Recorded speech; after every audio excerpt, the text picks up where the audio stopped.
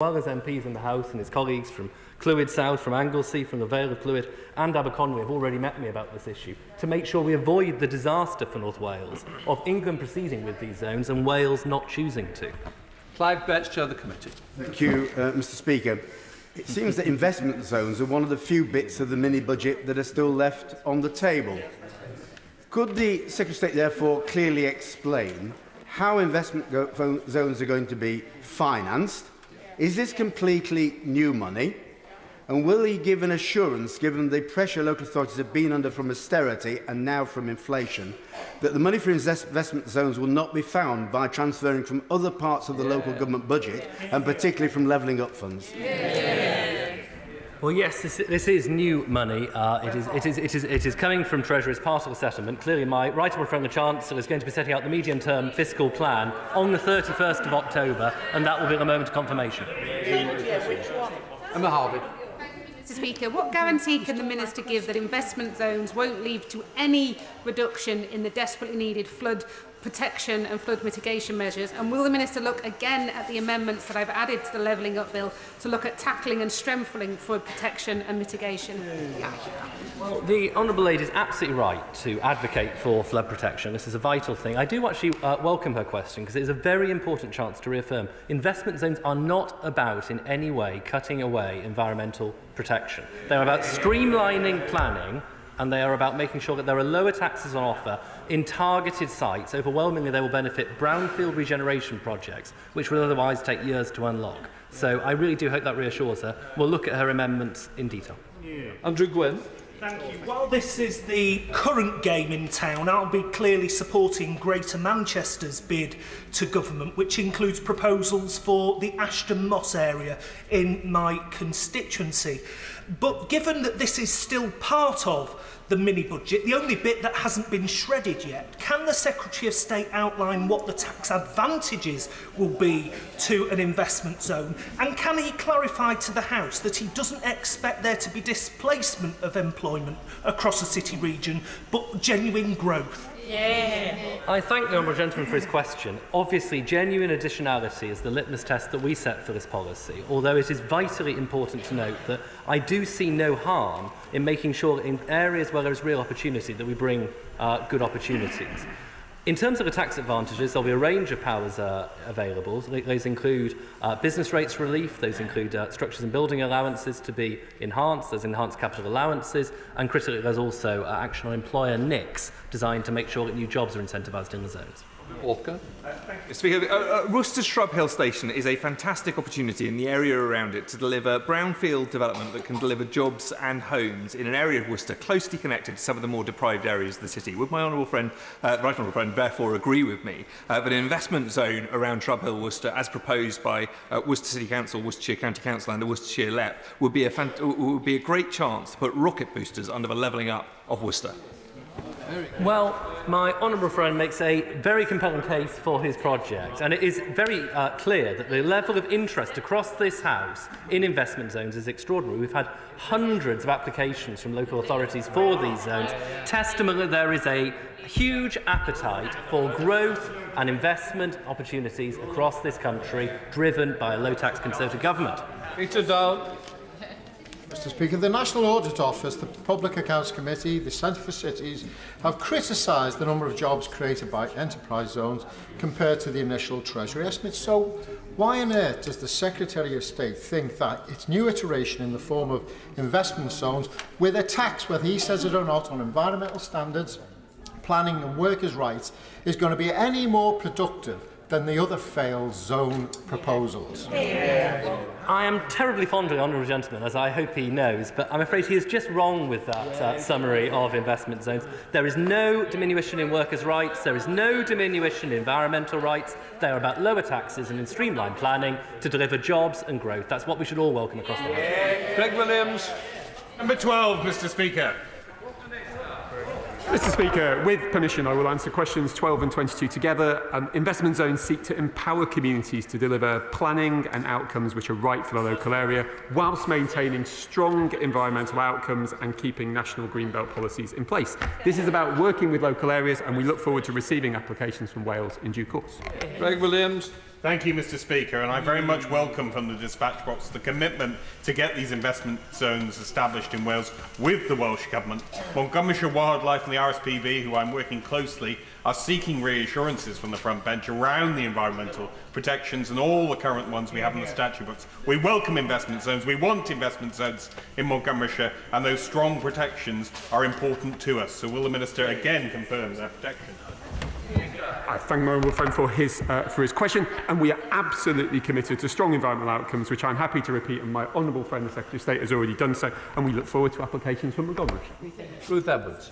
Thank you, Mr. Speaker. I need to draw the House's attention to my register of interests. For strong, sustained growth, it is absolutely vital that we protect, enhance and invest in our natural capital.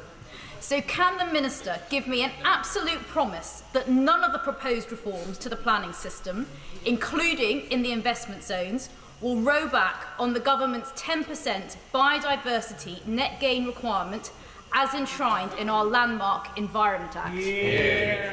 Well, I'm very grateful for my honourable friend for the question. As my honourable friend knows, but biodiversity net gain doesn't come in for some time yet, and it could be, depending upon the applications that are received for investment zones, that planning commissions may already have gone through or be in the process of going through, and they will be done under the existing planning process. But as my honourable friend, the Secretary of State, and I have repeated at the dispatch box, and is clear within the EOI guidance on investment zones, we are committed to strong environmental outcomes in these areas and across the planning system.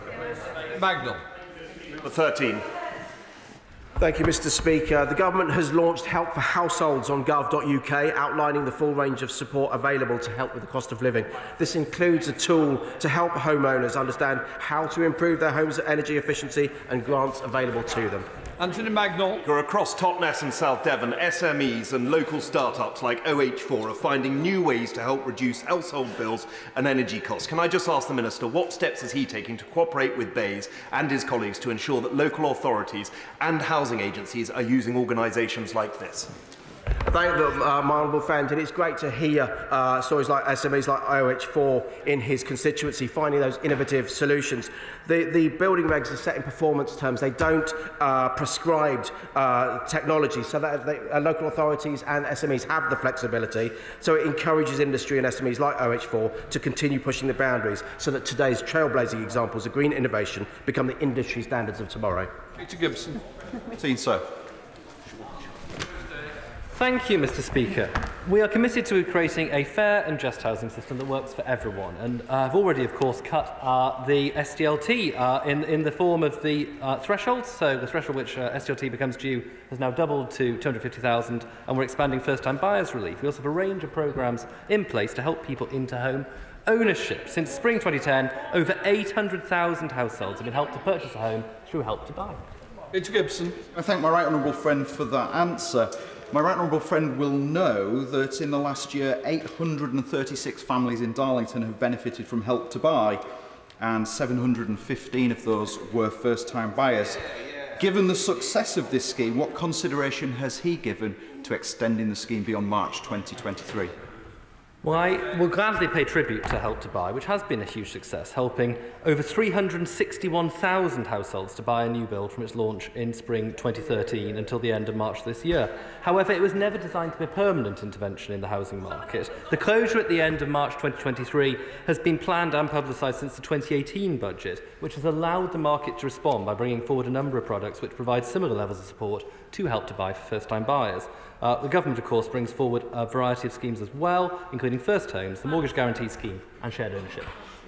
Ben. Thank you very much indeed, Mr. Speaker. Thousands of people who thought they'd bought a safe and secure home are now, as well as having to cope with the cost of remortgaging, still living with unsafe cladding and other fire safety defects.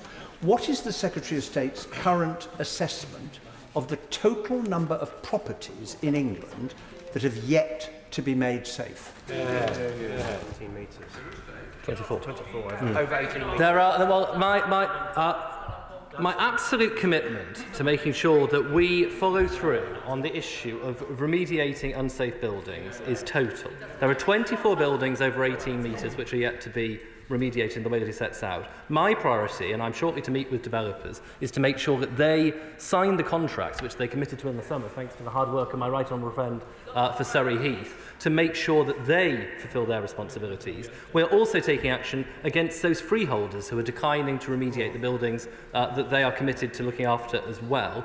We've served a pre-action notice on the owners of Vista Tower in Stevenage with precisely the intention of making sure that they honour the obligations which they've made. Justin Tomlinson. Speaker, home ownership is absolutely key to social mobility, but as historic low interest rates come to an end, this becomes more difficult for future generations and existing homeowners. Will the Secretary of State commit to working with Martin Lewis, a money saving expert, to make sure, as we collectively navigate the changing landscape, we communicate the most helpful advice to help people deal with the changes? Well, I thank my right honourable friend for his question. He is absolutely right. We do need to communicate clearly with the public about all the support and options that are available. My right honourable friend, the Chancellor, is coming to the House later this afternoon precisely to give the kind of calm, clear messaging which we want to see happen so that we can reassure investors and the markets that there is a clear way forward on this vital question so that we can get interest rates as low as we possibly can. And Bradshaw. One of the things that has helped my local authority be the best in the South West for providing housing that is actually affordable to buy and to rent has been the powers that it has to require private developers to provide a proportion of that housing that is affordable. Can he reassure me that the reports that the government is considering raising a threshold for this requirement, very worrying reports, are not true? The right honourable gentleman for his question. We are looking at all the options that are open to us to try and accelerate house building across this country, and we want to make sure that the right incentives are in place for developers to build. If the honourable lady will just let me answer the question rather than shouting at me. The reality is that we do want to look at all of those options, but we have consulted on this particular option before now, and we've decided not to do it. It is one of those issues we do keep under review, but the reasons that apply to our decision not to proceed then are very powerful. Dr. Ben Bradshaw. Ben Spencer. Question 23, please, Mr. Speaker. Thank you, Mr. Speaker. The government stands with Ukraine, and under the two visa schemes, Ukrainian refugees have full access to public services and welfare for up to 3 years, and over 120,000 Ukrainians have now arrived using these two schemes. Dr. Ben Spencer. Thank you, Mr. Speaker, and I thank my honourable friend for his answer and the government for the incredible support we're giving to Ukrainian refugees and to my constituents who have welcomed so many into their homes. Sadly, we're already hearing reports of breakdown between sponsor and refugee. And last week, I met with the leader of Vladimir Borough Council, and he discussed the plans that he's putting in place to support refugees who cannot be rematched. What support is available to local authorities with that regard? Well, I'm grateful to my honourable friend for his question, and I'm grateful to the hosts in his constituency for their generosity and goodwill that they've shown during the past 6 months, and I recognise the challenges that that can bring. We remain steadfast in our support for Ukraine. For arrivals under the Homes for Ukraine scheme, the £10,500 per person we provide to councils helps provide support to individuals and families, including in the minority of cases where someone is left without accommodation.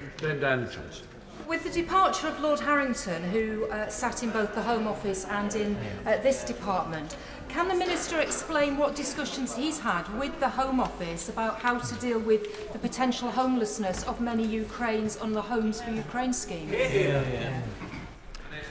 Well, I thank the right honourable lady for her question. I've met directly with the Home Secretary since my appointment, but I work very closely with my honourable friend, the member for Corby, the Minister for Immigration, so we are closely aligned on all these issues. Come to topicals. Have a little bit. Topical number 1, please, Mr. Speaker. Thank you, Mr. Speaker. This government's mission is delivering economic growth to make every part of our country more prosperous and more successful. Levelling up is central to that mission, and our commitment to delivering on this promise and objective is stronger than ever. We have launched our investment zones, which have, as I've said already, elicited a huge response from local government. That is, of course, proof of the fact that there is such an appetite to make this mission succeed. As Secretary of State, I will back local leaders every step of the way to drive growth and deliver for their communities. Emma Lewelber. Thank you very much, Mr. Speaker. A recent report and FOIs have found that levelling up is failing the North East. Our councils are forced to spend millions on preparing bids. there remains a lack of transparency in his department's decision-making processes, and still it remains completely unclear what levelling up actually means. It's always been an empty slogan, hasn't it? I'm afraid that, fond as I am of the Honourable Lady, and she is an excellent parliamentarian, she's wrong on this point. The reporting question set out that councils across the North East had spent £4 million applying for the Levelling Up Fund, and they'd received over £360 million in return. That seems a very good rate of return to me. And to her point about people not knowing what levelling up means, tell that to the people of Teesside with the remediation of the Teesworks site. Tell that to the people of Blythe with British Fault. Tell that to the people of Hertfordshire. Secretary of State. It is topicals. We don't need this personal battles. Right, let's move on now. Mark Eastwood. Thank you, Mr. Speaker. It has been an exceptional year for Murfield in Bloom, winning regional and national in Bloom awards, as well as being presented with the Queen's Award for Voluntary Service. Would my honourable friend join me in congratulating Britain and Bloom Community Champion Christine Sykes, Ruth Edwards and the Murfield in Bloom team on receiving recognition for their amazing work? And would she agree with me that the In Bloom competitions are vital for transforming the visual appearance of our towns? Thank you, Mr. Speaker, and I thank my honourable friend for bringing this to the House's attention. I certainly join him in congratulating Christine, Ruth and the Murfield Bloom team. Britain in Bloom competition is a fantastic way to bring communities together. We now come to Shadow Secretary of State, Lisa Namby. Thank you, Mr. Speaker. Can I welcome the Secretary of State to his place? He's the third Secretary of State I've had the pleasure of shadowing in the last 10 months, and may I wish him well for however long he remains in office. In an hour's time, it looks like his investment zones will be the only thing left of this bin fire of a budget. So can he tell us what assessment he's made of the amount of growth they'll generate by the end of 2024, and will it be enough to offset the £26 billion he and his friends have just added to people's mortgages? Well, I thank the Right Honourable Lady for her welcome to the dispatch box. I'm really proud, as someone who represents a classic community which needs to benefit from Levelling Up, to be in this post. To her point about investment zones, we are clear, and more importantly, local councils are clear that this is a transformational programme, and we are evaluating the bids that have come forward so we can actually give her an estimate as to the numbers that will be unlocked by the bids that have been received. Lisa Nandy. Oh my word, Mr. Speaker, he hasn't done an assessment, has he? This is literally the only policy they've got left. And he hasn't checked whether it's going to work or not. I mean, he said a moment ago that this was the Treasury's money. It's not the Treasury's money, it's our money that he's using for this experiment.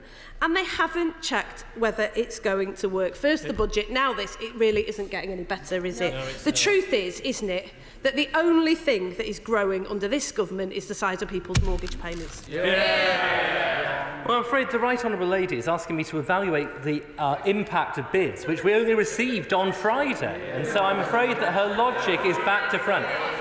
We are proposing investment zones. We are proposing investment zones because they are needed to drive jobs and growth and opportunity, and councils can recognise that, even if sadly the Labour front bench cannot. Rick Clark. Indeed, Mr. Speaker, like the Honourable Lady, I wish my right honourable friend longevity in his vital position. Will he say when he will announce the devolution deals with Suffolk and North East England that were negotiated this summer?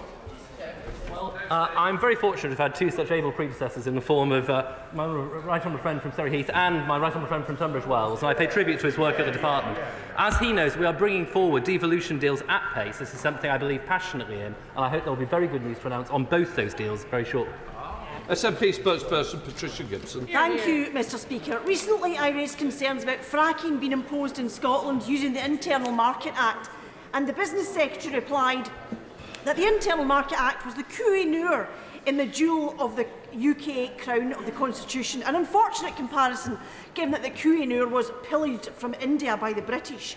Now we hear that a Tory MP suggests that fracking in Scotland should go ahead instead of in our own constituency. As the Secretary of State for Communities, will the Secretary of State make it clear to his Cabinet colleagues there must be no move to impose fracking on communities in Scotland? Hear, hear.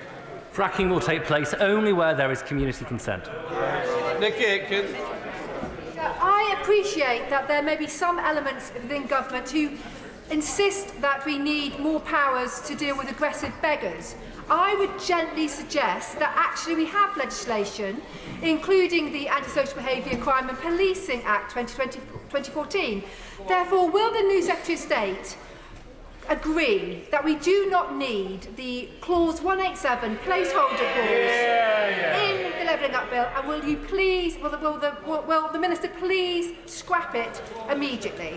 Mr. Speaker, can I pay tribute to the tireless efforts of my honourable friend to tackle homelessness and rough sleeping in Westminster and her successful campaign for the repeal of the Vacancy Act? Both my ministerial colleague, the Parliamentary Under Secretary for Levelling Up, and I are keen to continue to work with her to ensure we get the balance right. Wendy Chamberlain. Thank you, Mr. Speaker. Today, representatives of food poverty charities have delivered a petition to Downing Street calling for urgent steps to stop families having to rely on charitable food aid to survive. The APPG, for ending the need for food banks, has its own inquiry. Will the Minister agree to meet with us to discuss our report and its recommendations? I'd be very happy to meet with the honourable lady. Ian Levy. Speaker, as Blythe Valley is now at the heart of the renewable energy sector, I have the pleasure to inform the House that work is about to start on an £11 million STEM training centre at the Port of Blythe. This will give young people the skills and the education they need to move forward in the world of work. So would my right honourable friend agree with me this has been achieved by having a Conservative government, a Conservative-led county council and a local Conservative member of Parliament? Well, I thank my honourable friend for his question. He is an incredibly passionate campaigner for Blythe, and I'm glad to hear that construction will soon begin on this indispensable part of Blythe's £20.9 million town deal. I understand the Energy Central Learning Hub will provide a range of state-of-the-art industrial training, all showing the positive difference a Conservative government, a Conservative council and Conservative MP working together can make for Blythe residents. Thank you, Mr. Speaker. In Liverpool, 12% of all homelessness applications are a result of domestic abuse.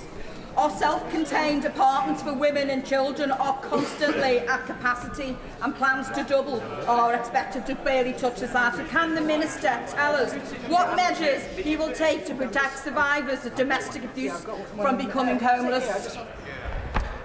Thank you, Mr. Speaker. My department is committed to the delivery of safe accommodation with support for all the victims of domestic abuse. This is part of the government's overall violence against women's and girls' strategy. I'd be happy to write to the honourable lady with more details. David Johnston. Mr. Speaker, my honourable friend will know I've been campaigning for new homes to be built to the latest environmental standards, something I've met with previous ministers in his department about. I very much welcome what the government's done on recent building regulations, but will he meet with me to ensure houses are built completed to the latest environmental standard, not just started? I thank my honourable friend that he does amazing work in tackling this particular issue in his area. In June of this year, an uplift in energy efficient standards for new homes came into force. There's a transitional period of 1 year to minimise disruption to projects which are already underway. It's going to be, though, each house, not just each project, to stop developers sitting on this, because they must be built to the new standards. Ruth Gabray. Mr. Speaker, local councils like Hounslow have a statutory duty to assess and care for unaccompanied asylum-seeking children placed in local hotels by the Home Office. Many of these children are clearly 13 or 14 years old, and on one day alone, 72 arrived in hotels in the borough. So what discussion has the department had with affected boroughs about the additional support they need in order to provide their statutory duty to these hugely vulnerable children? We're working closely with local councils to understand where pressures may be and are actively exploring options to find suitable long-term accommodation for a range of different asylum seeker cohorts. I'd be more than happy to meet with the honourable lady to discuss the specific challenges in her area. Guy Opperman. Investment zones. Can I urge the Secretary of State to consider mixed-use zones that feature housing and pension fund investment similar to what is seen in the Netherlands? Well, I thank my honourable friend for his question. It is a very perceptive one. We believe that zones can support both housing and jobs. Clearly, in some cases, that could be on the same site. And I do... Mr. Speaker, contrary to last week's pledge by the Prime Minister, the latest Chancellor has said he will cut public spending. Sheffield Council has seen its government grant halved in real terms over the last 12 years, as Conservative chancellors have boasted about shifting money to wealthier areas. We've lost £2.1 billion. The annual grant is worth £288 million less. Local services have been decimated. So will the Secretary of State press the new Chancellor not to make any further cuts to council funding and redress the damage already done? Clearly, I'm sure the honourable gentleman will be awaiting the local government finance settlement, but in the meantime, Sheffield High Street has received nearly £16 million in future High Street funds, 3 projects amounting to £8.2 million through the Community Renewal Fund, then £20,000 for the Gateway to Sheffield, and indeed £46,000 across South Yorkshire, including Sheffield. So I hope he will include those funds as well in his assessment. Andrew Jones. Mr. Speaker, in the Harrogate district, the local council has asked for 3 sites to be considered as investment zones. All are existing commercial operations earmarked for future investment. So would my right honourable friend agree that the understandable concerns about special protected landscape areas are not borne out by the reality now that the sites are being identified? Will he take the opportunity to reconfirm targets on biodiversity and net zero remain central to his department? I thank my honourable friend for his question about investment zones. As we have said, strong environmental outcomes will be absolutely the core of investment zones, and we welcome applications from his area and from everywhere else in the United Kingdom. Toby Perkins. Mr. Speaker, there are many families who hosted a Ukrainian family nearly 6 months ago. Those arrangements are coming to the end, and there is a real danger that we are going to this winter see a large number of Ukrainian families homeless. The government needs to do far more than the honourable member from Pendle responded in that previous question. Can they tell us what their strategic approach is to prevent us having Ukrainian families on our streets this Christmas? Well, the honourable gentleman makes a powerful point. We are working cross-government to ensure that we have a sustainable process for this going forward.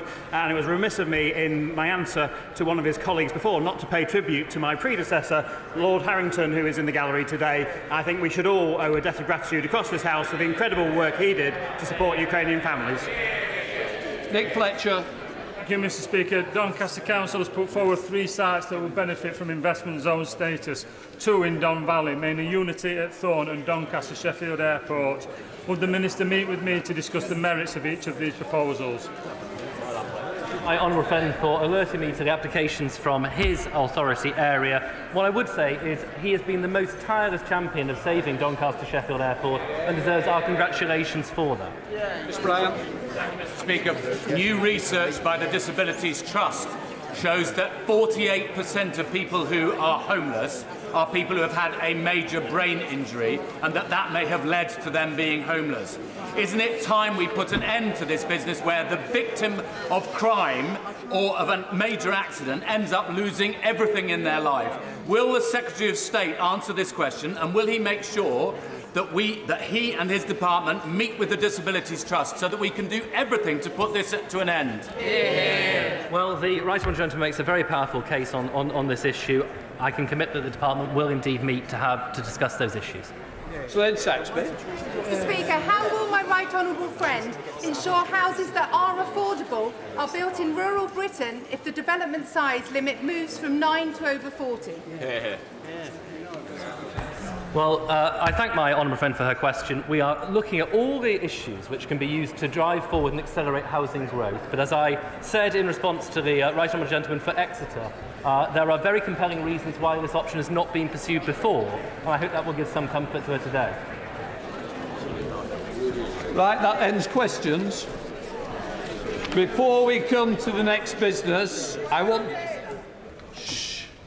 to say something about the applications for urgent questions. While such applications made in confidence on an exceptional basis, I want to say something about applications I received today. And that's about the treatment of protesters at the consulate of the People's Republic of China in Manchester at the weekend. I regard this issue of being at the utmost seriousness. It is something which I am convinced should be considered on the floor of this House. However, given the importance and the urgency of other business being taken today, I am not allowing the UQ, but if there is no statement on this subject brought forward by the government later this week, I'll certainly be sympathetic to a UQ application. I now call the Leader of the Opposition, Keir Starmer, with his urgent question. thank you, Mr. Speaker, to ask the Prime Minister to make a statement on the replacement of the Chancellor of the Exchequer during the current economic situation. Mr. Speaker, with apologies to the Leader of the Opposition and the House, the PM is detained on urgent business.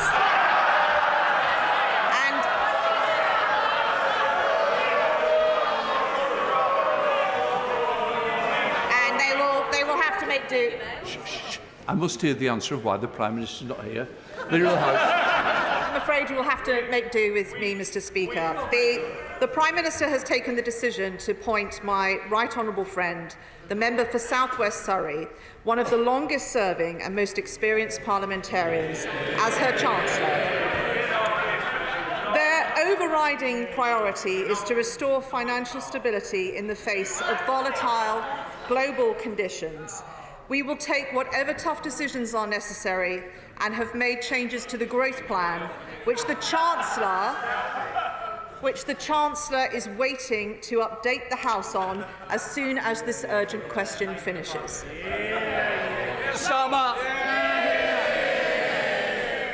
Thank you, Mr. Speaker, and thank you to the Right Honourable Member for Portsmouth North for answering the question put to the Prime Minister.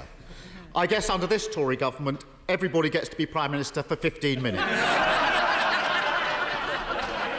The country, Mr. Speaker, the country is in an economic crisis made in Downing Street. Because they've lost all credibility, government borrowing costs have soared, mortgage rates have ballooned, markets need reassuring. And there is long-term damage that can't be undone. Once you've crashed a car at 100 miles an hour, you've damaged it for good, and you're going to be paying much more on your insurance for years to come.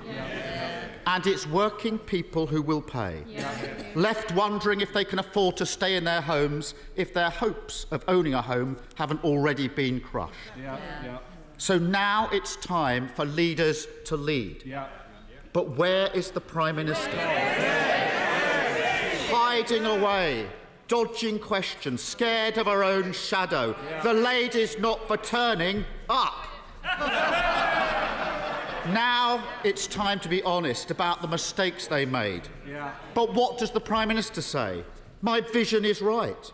My mission remains. I sacked my Chancellor, but I can't tell you why. And now is a time for consistent messaging. But what do we get? A Prime Minister saying absolutely no spending reductions. A Chancellor saying there will be cuts. A Prime Minister saying she's in charge. A Chancellor who thinks he's the CEO and she's just the chair. How can Britain get the stability it needs when all the government offers is grotesque chaos? How can Britain get the stability it needs when instead of leadership we have this utter vacuum? How can Britain get the stability it needs when the Prime Minister has no mandate from her party and no mandate from the country?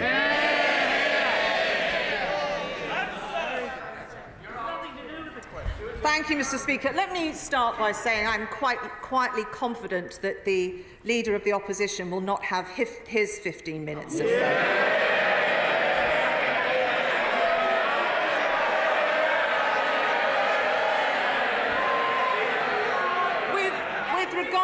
With regard to questions raised on economic policy, I will defer to the Chancellor. Honourable members will want time to question him fully and hear the detail. I do not wish to eat into that time.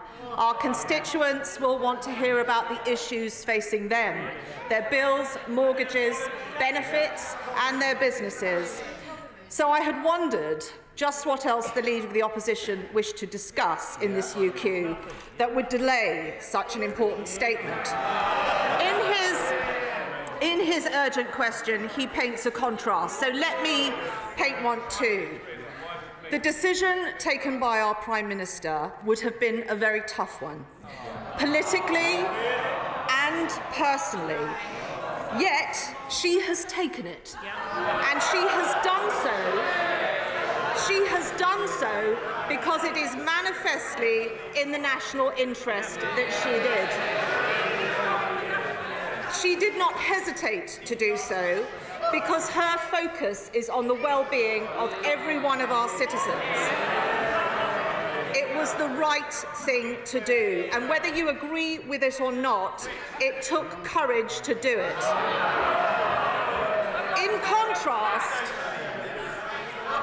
contrast, what the Right Honourable Gentleman has done today, at this most serious moment, took no courage or judgment or regard to the national interest.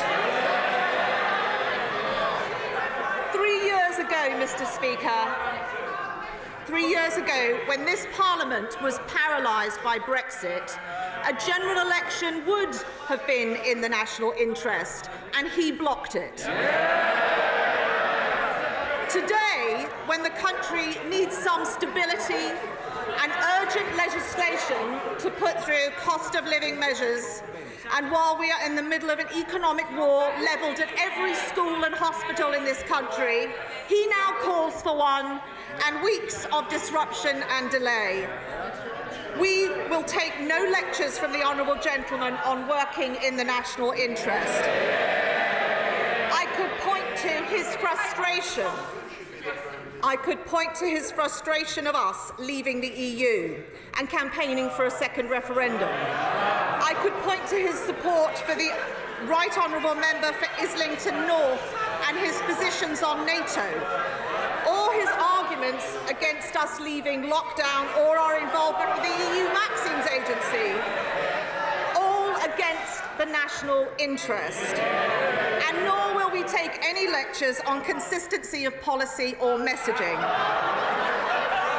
The Right Honourable Gentleman has abandoned every single one of his pledges during the Labour leadership contest. Look, but I think the country also wants to hear what's being said. If I can't hear, they can't hear. So can we please listen to Leader of the House? I'm sure it's coming to the end now. Leader of the House. I am, Mr. Speaker. Which is why, even on our... Order. Mr. Perkins, if you want to go and get a cup of tea, I'm more than happy to pay for it. Which is why, Mr. Speaker, even on our toughest and most disappointing days, I will always be proud to sit on this side of the House. We will put the national interest first. Now let's get on and hear from the Chancellor. Well, I think, first of all, I want to hear from the Leader of the House, more importantly, Sir Peter Bottomley. I'm not sure more important. Can I say to my honourable friend that the Leader of the Opposition has reversed most of the things he said he'd do if he became leader. Yeah.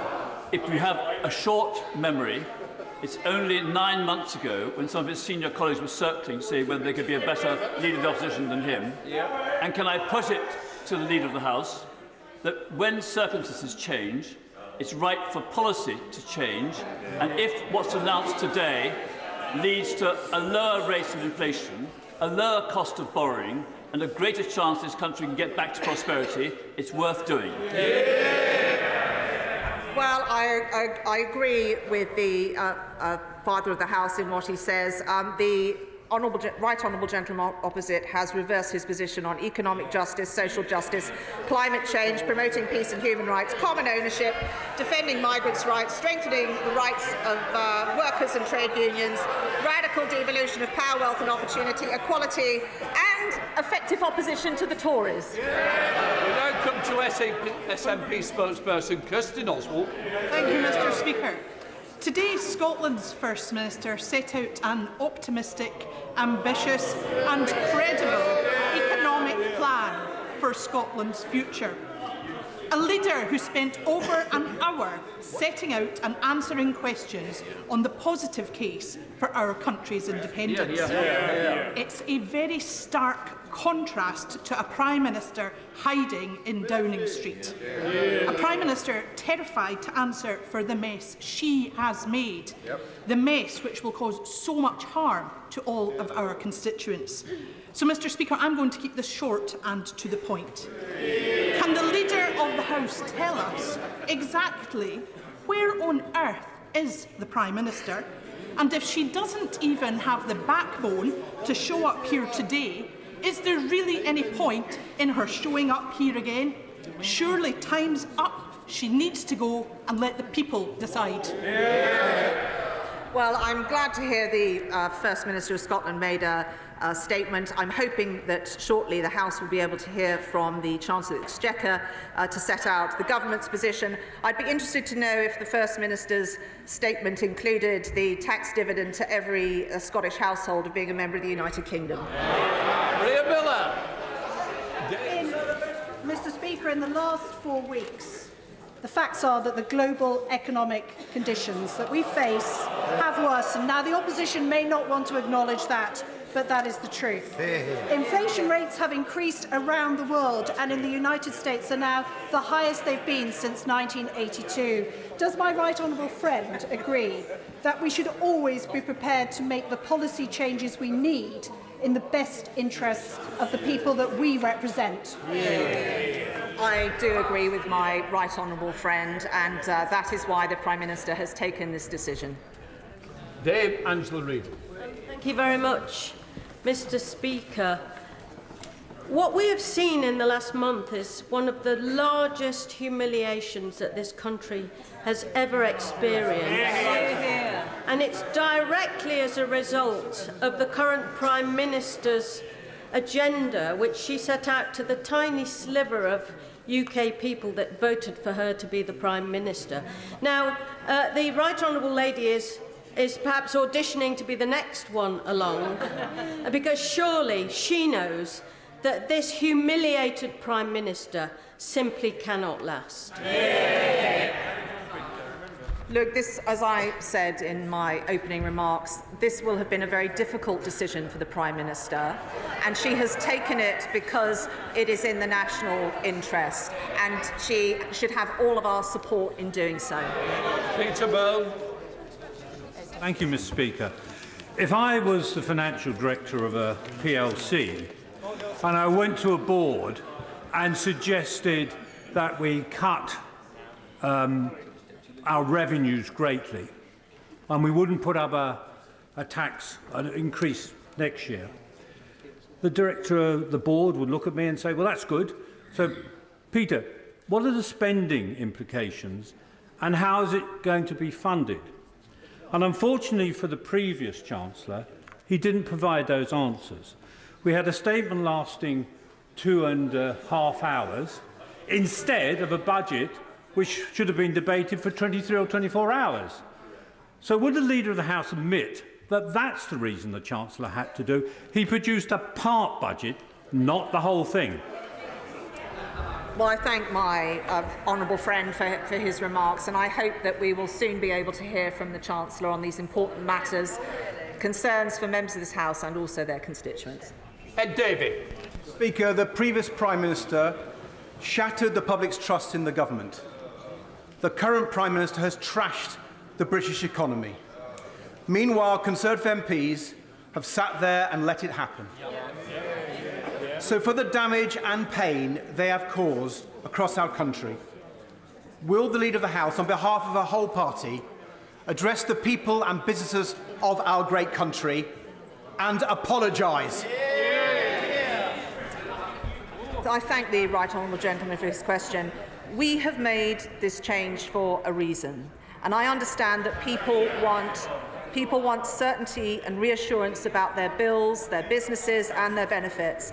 And I am sorry that the events leading to the changes today have added to the concerns about the major volatility that was already there existing in the economy. That's why we are putting it right today, and what my right honourable friend, the Chancellor, will be speaking about in his announcement shortly. Richard Graham. Speaker, the country is waiting to hear from the Chancellor on issues of fiscal responsibility, market stability and sustainable growth. Does my right honourable friend agree with me that what this entirely unnecessary debate shows is that the opposition are putting politics before the interests of our constituents? I agree with my honourable friend completely. Hilary Benn. Thank you very much, Mr. Speaker. The Leader of the House said yesterday that what the country needs is stability and not a soap opera. I agree with her. So can she explain to the House why the Prime Minister is still in office when it's clear to almost everyone, including many of her colleagues behind her today, that she is no longer in power? Yeah. I think it is incredibly important today that the Chancellor be allowed to set out the policy changes that he's made, to provide answers to this House and the country, and we can restore some certainty to the growth programme. That is what will help stability, and I would ask all honourable members to consider in their questioning to me how those questions will help that scenario. Stephen Crabb. Thank you, Mr. Speaker. Pragmatism, dealing with the world as it is, those are traditional strengths of Conservatives in government, and the fiscal changes being announced by the new Chancellor today are entirely correct. Does my right honourable friend agree with me, though, that the very last thing that's needed right now, the last thing that mortgage holders need, people struggling to get on the housing ladder, people worried about paying their fuel bills, the very last thing they need right now is further political instability upsetting markets? My right honourable friend is right, and we also need to put through legislation to enact some of the measures that will help with the cost of living issues people are facing. We need time on the floor of this House to do that, and we also need to give the public some certainty about the future. Alison McGovern. Thank you, Mr. Speaker. The turbulence in the markets, though, and the reason that the Chancellor was replaced is not just about tax, it's about trust. And trust in the British government comes from the knowledge that it enjoys the consent of the British people. How does she think that's going? Leave the House. I think that the Chancellor should be able to come to the floor of the House and outline his policies. This is a serious moment. We want to ensure that the markets are reassured, and I would suggest that any questions she has on economic policy are directed to the Chancellor. Alberto. Thank you, Mr. Speaker. In giving the answer that she did to the Leader of the Opposition, my right honourable friend has abundantly demonstrated to this House what an enormous asset she is to the government party. And can I just ask the right honourable lady, does she agree with me that any single Conservative MP would make a fantastic Chancellor well above any socialist or separatist opposite?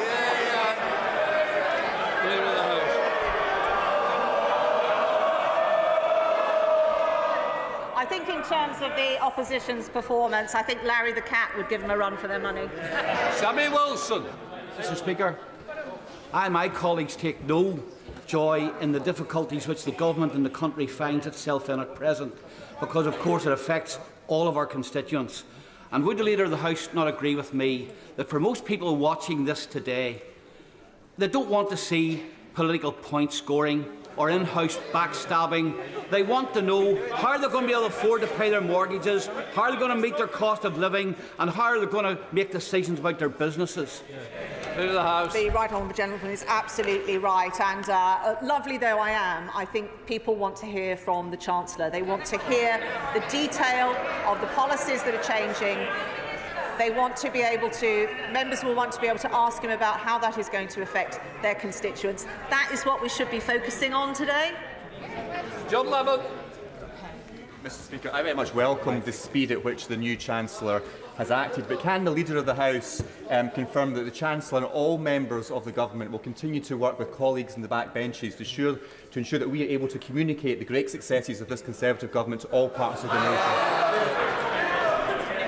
Well, thank you. I know the Chancellor wants to work with all members of this House in the interests of all of our constituents, and I hope that there will be also opportunities to talk about our record in government and how we've transformed this country for the better since 2010. Jamara. Thank you, Mr. Speaker. The Leader of the House's response to this urgent question was, quite frankly, ridiculous, claiming that the Prime Minister cowering in some corner somewhere is courageous. It does not take courage to crash our economy. No. It takes reckless arrogance and a disregard for ordinary people's working lives. It equally does not take courage to sack her Chancellor after barely a month. It takes total desperate opportunism. Will she admit that what it will take to restore our fiscal credibility and the confidence of the markets is a Labour government? The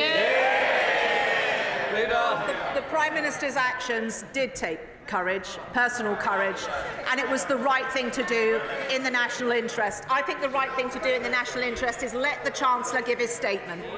Duncan Baker. Thank you, Mr. Speaker. Whether it was during the pandemic and £450 billion spent, whether it is Ukraine and 100,000 refugees who are now in our country that our constituents are looking after, or whether it is the hardships of the energy crisis, can my right honourable friend tell us that this government will always do what is necessary to step up to the plate and help the most vulnerable people in society across in our country and the rest of the world? Of the House. As I'm sure the Chancellor will say, we are in very volatile times. The war in Ukraine is not just a war against the people of Ukraine. It is an economic war against other nations too. And we will always do the right thing in those circumstances. Then Sybil Roberts. The new Chancellor's veneer of fiscal responsibility fails to disguise that imposing more painful austerity is a political choice made to save the absentee Prime Minister from the consequences of her ideological experiment. With Welsh Government already facing a shortfall of over £4 billion over 3 years and public services close to buckling, further austerity will entrench the vast wealth inequalities that characterise this disunited kingdom. Will she admit that now even the pretence of levelling up is dead? Well, I would ask the Honourable Lady to remember that we have given the largest budget ever to the devolved administrations. But against the backdrop of coming into government where there was no money left, we still have managed to hold down fuel duty, introduce a living wage, create a modern welfare system where people are better off, and got nearly 4 million people into work. Robbie Moore. Mr. Speaker, I share the government's desire to reduce the tax on working people, but of course we must ensure stability in the markets because these go hand in hand, and therefore I welcome the Chancellor's announcement to the markets earlier this morning. So can my right honourable friend confirm that the government is working with the OBR and others in developing policy for the upcoming medium-term fiscal plan? Well, I thank my honourable friend for his remarks. He is absolutely right to stress the importance of stability, and I think that will be helped by the Chancellor being able to make his statement. To Stella Creasy. Thank you, Mr. Speaker.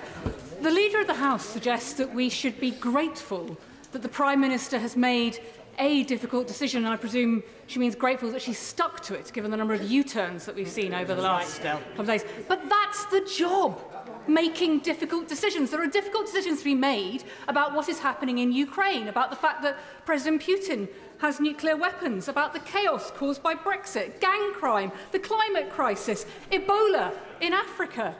And all we know right now is, unless she tells us otherwise, that the Prime Minister is cowering under her desk and asking for it all to go away. Isn't it about time she did and let somebody else who can make decisions in the British national interest get in charge instead? Well, the Prime Minister is not under a desk, as the Honourable Lady. I can assure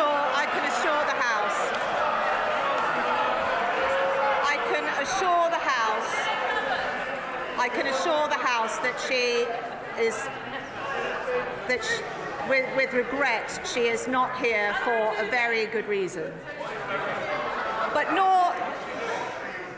neither has she taken this decision to win the Honourable Lady's gratitude. She's done it out of a sense of duty because she knows what's in the national interest. Thank you, Mr. Speaker. As my right honourable friend said, it will have been a difficult decision for the Prime Minister, both politically and also personally, because of her loyalty to my right honourable friend from Spelthorne. But it's vital that we provide economic stability the country, and we've already seen that this morning from the Chancellor. So does she agree with me that it's high time that this House heard from the Chancellor about how we are going to provide that stability? Yes. Andrew Gwynn. Thank you. We know that the Prime Minister is now not in power.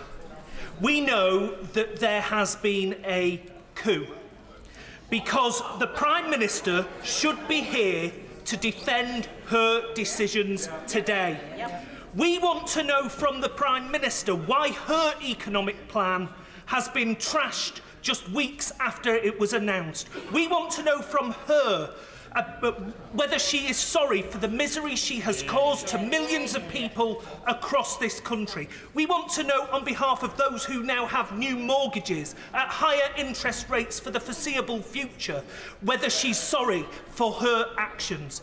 The Prime Minister, she says, isn't cowering away.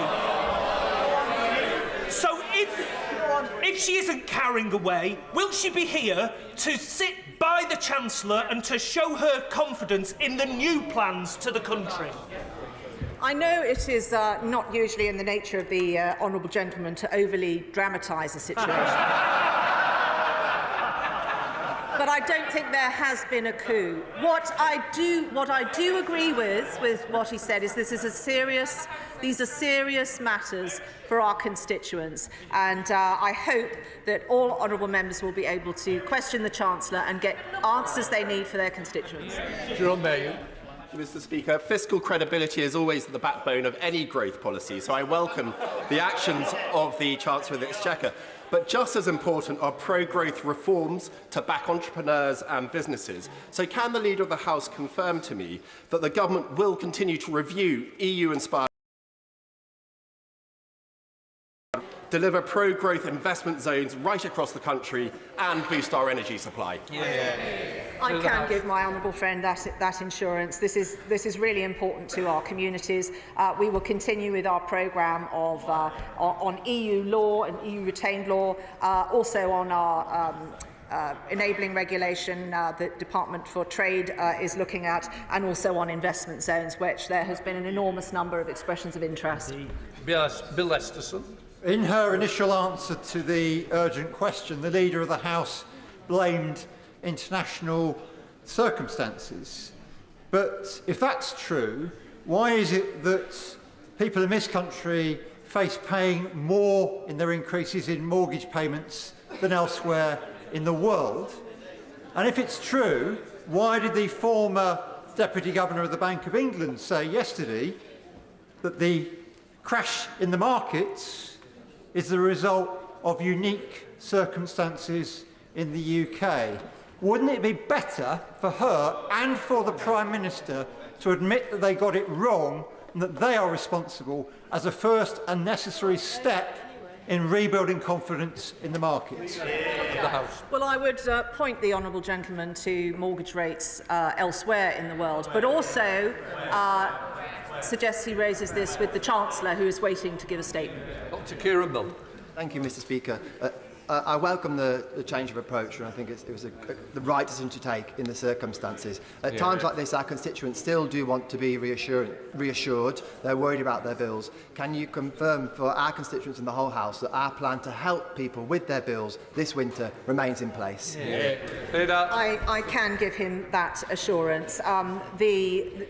The Chancellor's statement today is incredibly important, and people will want to hear about the package that we're bringing forward to help on energy prices, but also other measures as well to help with cost of living. Caroline Lucas. Thank you very much, Mr. Speaker.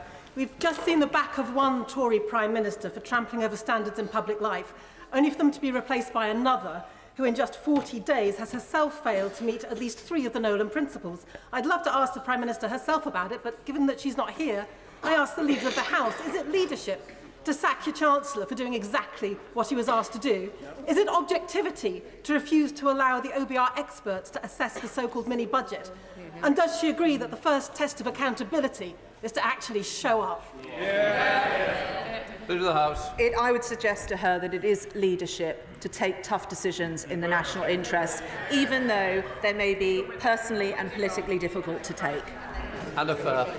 Mr. Speaker, the party opposite stood on a manifesto that would have inflicted the highest ever tax burden on my constituents. So does my right honourable friend that Labour can never be trusted to support the hard-working people of the UK or Southend West? The honourable lady is not wrong. Rebecca Long-Bailey. Speaker, Pendleton Leisure Centre, a flagship council development to tackle health inequalities in an area of high deprivation which seldom enjoys such investment, was suspended last week, largely, I'm told, as a result of the government's economic car crash and the prospect of more public spending cuts to come. Will the Leader of the House apologise on behalf of the Prime Minister to the people of Salford? Leader. Well, this is... although this is not business questions, if the honourable lady would like to give me the details of that case, I'd be happy to take it up. Simon Benz. Thank you, Mr. Speaker. Can my right honourable friend assure the House and my constituents in Clwyd South that this government will always pay its way and make whatever tough decisions are necessary to ensure that we go for growth in a responsible and conservative way? I can give him that assurance, and the Chancellor will be along shortly to give him some more details. Stephen Flynn. Mr. Speaker, can I ask the Leader of the House, who does she consider does a U-turn better, the Prime Minister or the Leader of the Scottish Tories? Well, I live in hope that the honourable gentleman and his party might do a U-turn and decide to honour the democratic vote in a referendum.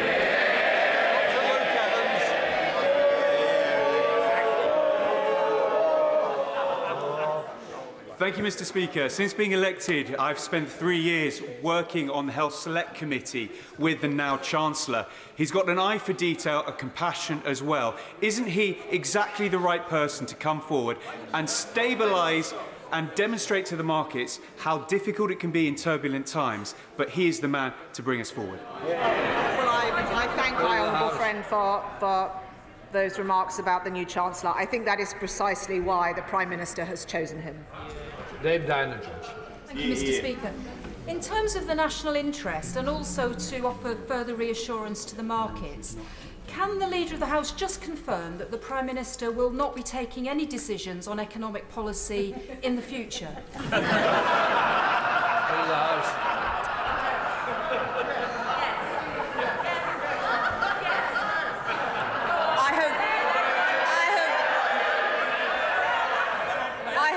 Affection for the honourable lady, and I'm sure the whole House appreciates her question. But the Prime Minister and her Chancellor and her Cabinet will be taking these decisions in the future, and the decision that she has taken over the weekend, although personally difficult for her, is the right one for the nation. Sarah Owen. Thank you, Mr. Speaker. The Leader of the House has mentioned a couple of times now that the Prime Minister has taken difficult decisions. Can I please enlighten her that these are not difficult decisions? Difficult decisions are what are facing our constituents, choosing whether they can actually turn the lights on, finding out how they can heat their homes and how they can feed their children. Don't our constituents and those people deserve an answer from our Prime Minister and not an answer about just saying our Chancellor will come and tell us later? Well, the honourable lady will want to hear from the Chancellor, because she will be able to ask him the precise questions that are of interest to her constituents. This government has always protected people against the cost of living, and it has always protected the most vulnerable in our society, and we will continue to do that. Mr. Carmichael. Mr. Speaker, can I say to the Leader of the House that she and her colleagues do not have a monopoly on the understanding of what it is to take difficult decisions in the national interest. In 2010, my colleagues and I entered government and took many difficult decisions for which we paid a political price. We did that because it was in the national interest. We did it on the advice of the Bank of England, and we set up the Office of Budget Responsibility as a consequence. The Prime Minister would also be part of that government. At what point did she think it was no longer necessary to listen to the Bank of England and the OBR? Well, can I first thank the Right Honourable Gentleman for raising the issues we faced in 2010 when we came in. People will remember the note outlining that was no money left. What is less well understood is the scorched earth policy that accompanied it to tie an incoming government into all kinds of contractual difficulties to make their job so much harder. That is why those on the opposition benches should never be allowed near government. And I would say to the honourable gentleman that the Chancellor will be along shortly to answer questions about the OBR. Jess Phillips. Thank you, Mr. Speaker. I find it absolutely incredible that the Leader of the House is incredulous that people might want to hear from the Prime Minister. As if it's like, oh, a political game to ask the leader of our country questions. It is an embarrassing thing to assert. But in the national interest, and she so wants to hear from the Chancellor, can I ask her to be completely honest, because nothing that we've seen has been honest. I apologise. It's not of an individual, it's withdrawn. Right, carry on. Oh, yeah, because it wasn't an individual. OK. Good hope. Can I ask her, why is it, because we had to have the statement earlier at 11 o'clock while I was on the train, when you can actually get on a train, why the markets needed reassuring? Well, the first thing I would say to the honourable lady is I fully appreciate the optics of me appearing at the dispatch box, but there is a very genuine reason why the Prime Minister is not here today, I would just stress to you that it is not, I can understand people wishing to make political hay over it. She would wish to be here, but she is not able to at this moment. And the Chancellor will be along shortly to answer these questions. Thank you, Mr. Speaker. Last Friday, the value of the pound fell after the Prime Minister walked out after just over 8 minutes from her press conference. Isn't it increasingly the case that she and her government are a risk to Britain's financial stability? And isn't it time she stopped shirking, turned out to be held accountable, or get out of the way and call a general election? Well, I would just stress again to all honourable colleagues that there is a very good reason why the Prime Minister is not here, and that the Chancellor will be making a statement shortly where you can ask him these questions. David Linden. Thank you very much, Mr. Speaker. On the subject of the replacement of the Chancellor, given that he lasted 38 days in office and crashed the economy, can the Leader of the House confirm that the Right Honourable Member for Spelthorne, the former Chancellor, will be rejecting his ministerial severance payment? Leader. I would not be involved in that decision at all, but the honourable member will know who he can write to find that out. Ben Bradshaw. She has claimed repeatedly that the Prime Minister has been courageous. But if the Prime Minister were really courageous, she would be here today, wouldn't she? If the Prime Minister cannot or won't come and explain to the British people the reasons for her humiliating U-turns and to apologise to them, as she just did from the dispatch box, for the damage the Tories and she have done to this country and living standards and businesses, what is the point of her? Leader of the House. Well, I would refer the honourable gentleman to the answer I gave a little while ago about the Prime Minister, and again to the answer I gave a moment ago about the fact that I certainly regret the uncertainty that has added to already worries about the very volatile global economic situation, and that is why I'm keen and happy that we have a statement from the Chancellor today. Thank you very much, Mr. Speaker. The Prime Minister repeatedly declared that she was working in lockstep with her Chancellor, but then very unceremoniously dumped her closest political friend at the earliest possible opportunity in order to temporarily save her job. And now, in the greatest of ironies, she has sent out the very Right Honourable Lady to speak on her behalf, who is very desperately seeking to replace her. Leader of the House, I understand that Downing Street is hosting a reception this evening. Is it a wake? Leader.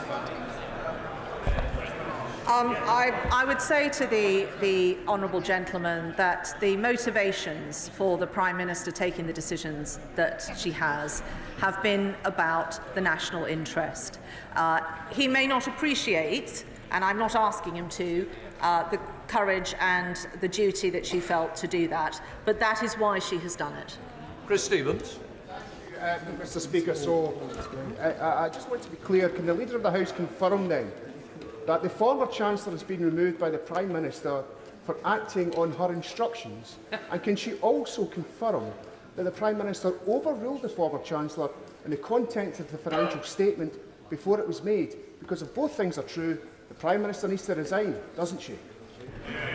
Prime Minister. These are not matters for me. He may wish to raise matters with the Chancellor. I think what our constituents want to hear from us today is about the issues that are affecting them, and that is what the Chancellor will be speaking about whenever he gets to this chamber. Wayne David.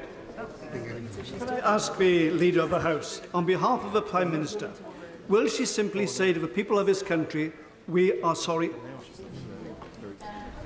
I have done so twice before in this UQ, and I will do so again. I know that this is an incredibly uncertain time for families and businesses across the country.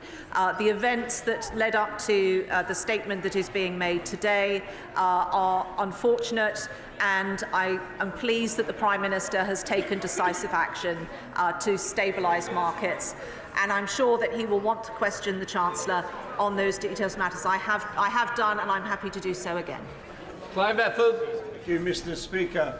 We're told that the Prime Minister is going to be coming in here in a moment to join the Chancellor when he makes his statement, presumably propped up El Cid like Charlton Heston. But this should have been an opportunity for the Prime Minister to show leadership and to apologise to the nation before the dispatch box in the chamber of the House of Commons. Yet she's failed to do so. We've all heard the stories about our constituents up and down the country who have had mortgages withdrawn at the last minute, whose lives have been put on hold because of the reckless mini-budget that she agreed with her Chancellor. So doesn't the Leader of the House agree that it is reckless of the Prime Minister to not show that leadership today and be here in this chamber to be accountable for what she has done?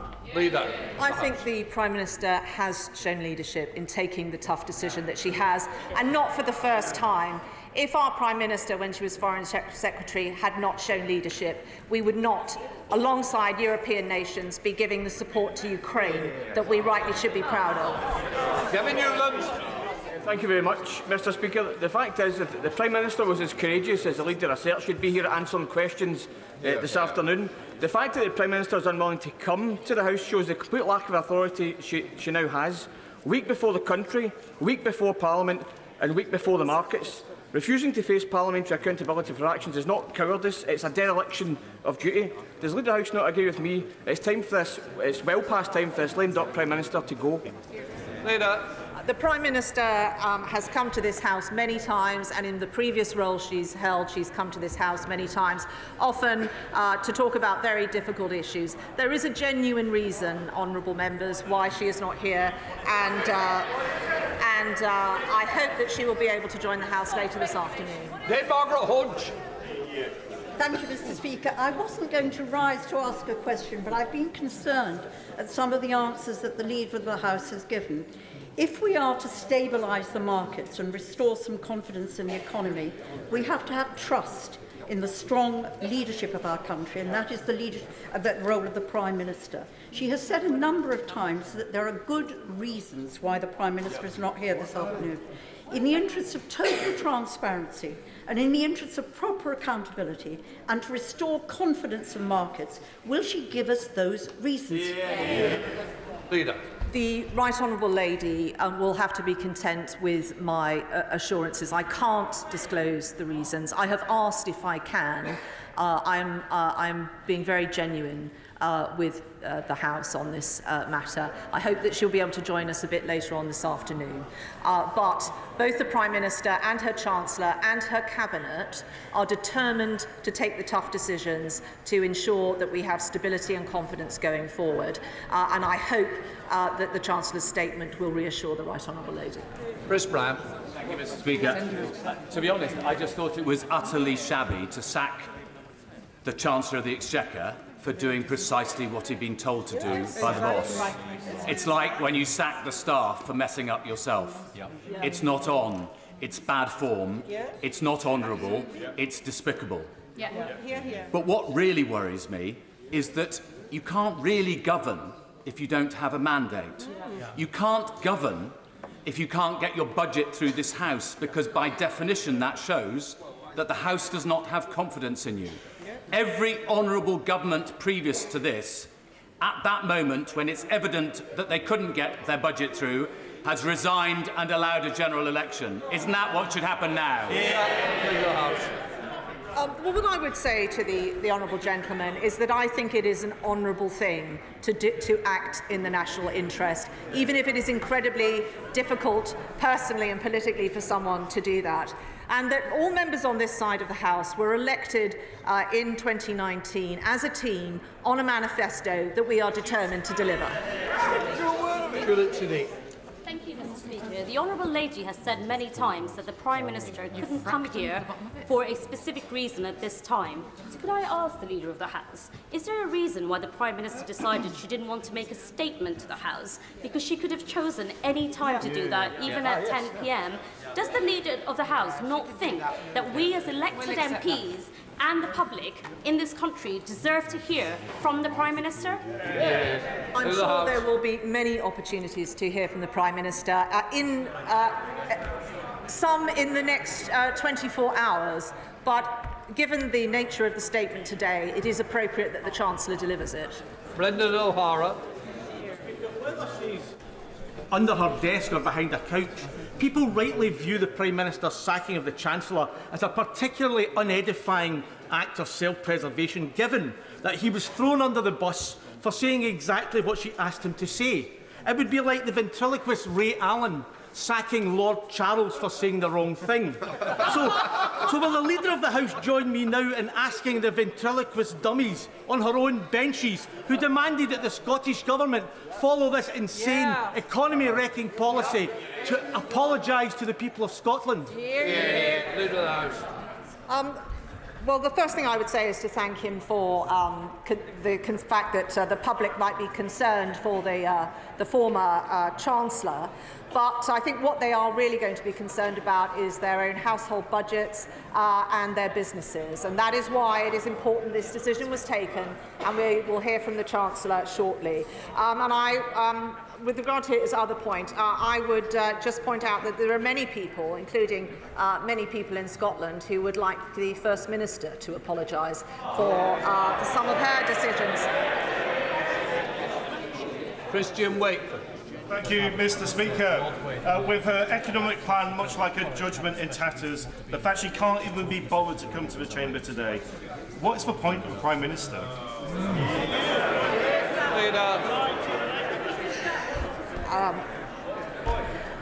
I thank the honourable gentleman for that insightful question. I repeat, the Prime Minister would normally be here, but there is a good reason why she isn't. Nick Smith. Thank you, Mr. Speaker. Is it true that the member for Spelthorne first found out that he was sacked on Twitter, rather than being told to his face? Leader of the House. Honourable and right honourable members of this House obviously want to ask all kinds of questions. But I think what the public are worried about is the cost of living issues, the stability of the markets, the energy package that we will be putting through later today to help them with the cost of living. And I would just urge all colleagues to remember the context in which we are meeting this afternoon. Stephanie Peacock. Thank you, Mr. Speaker. Is the Prime Minister on the way to the Palace?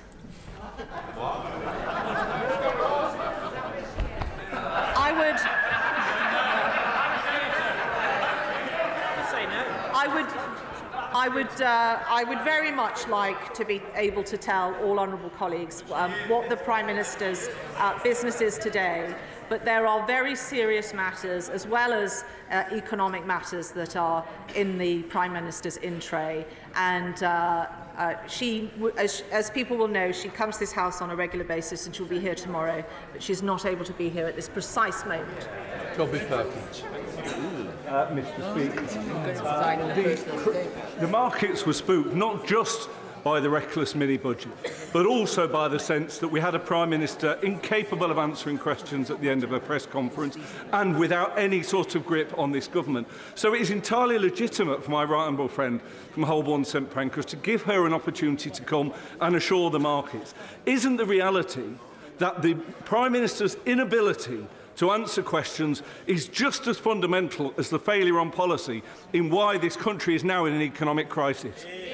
I'm buoyed up by the fact that the members on the opposition benches very much want to see the Prime Minister, and I hope that if she is able to join us this afternoon, that they will give her a big cheer when she does.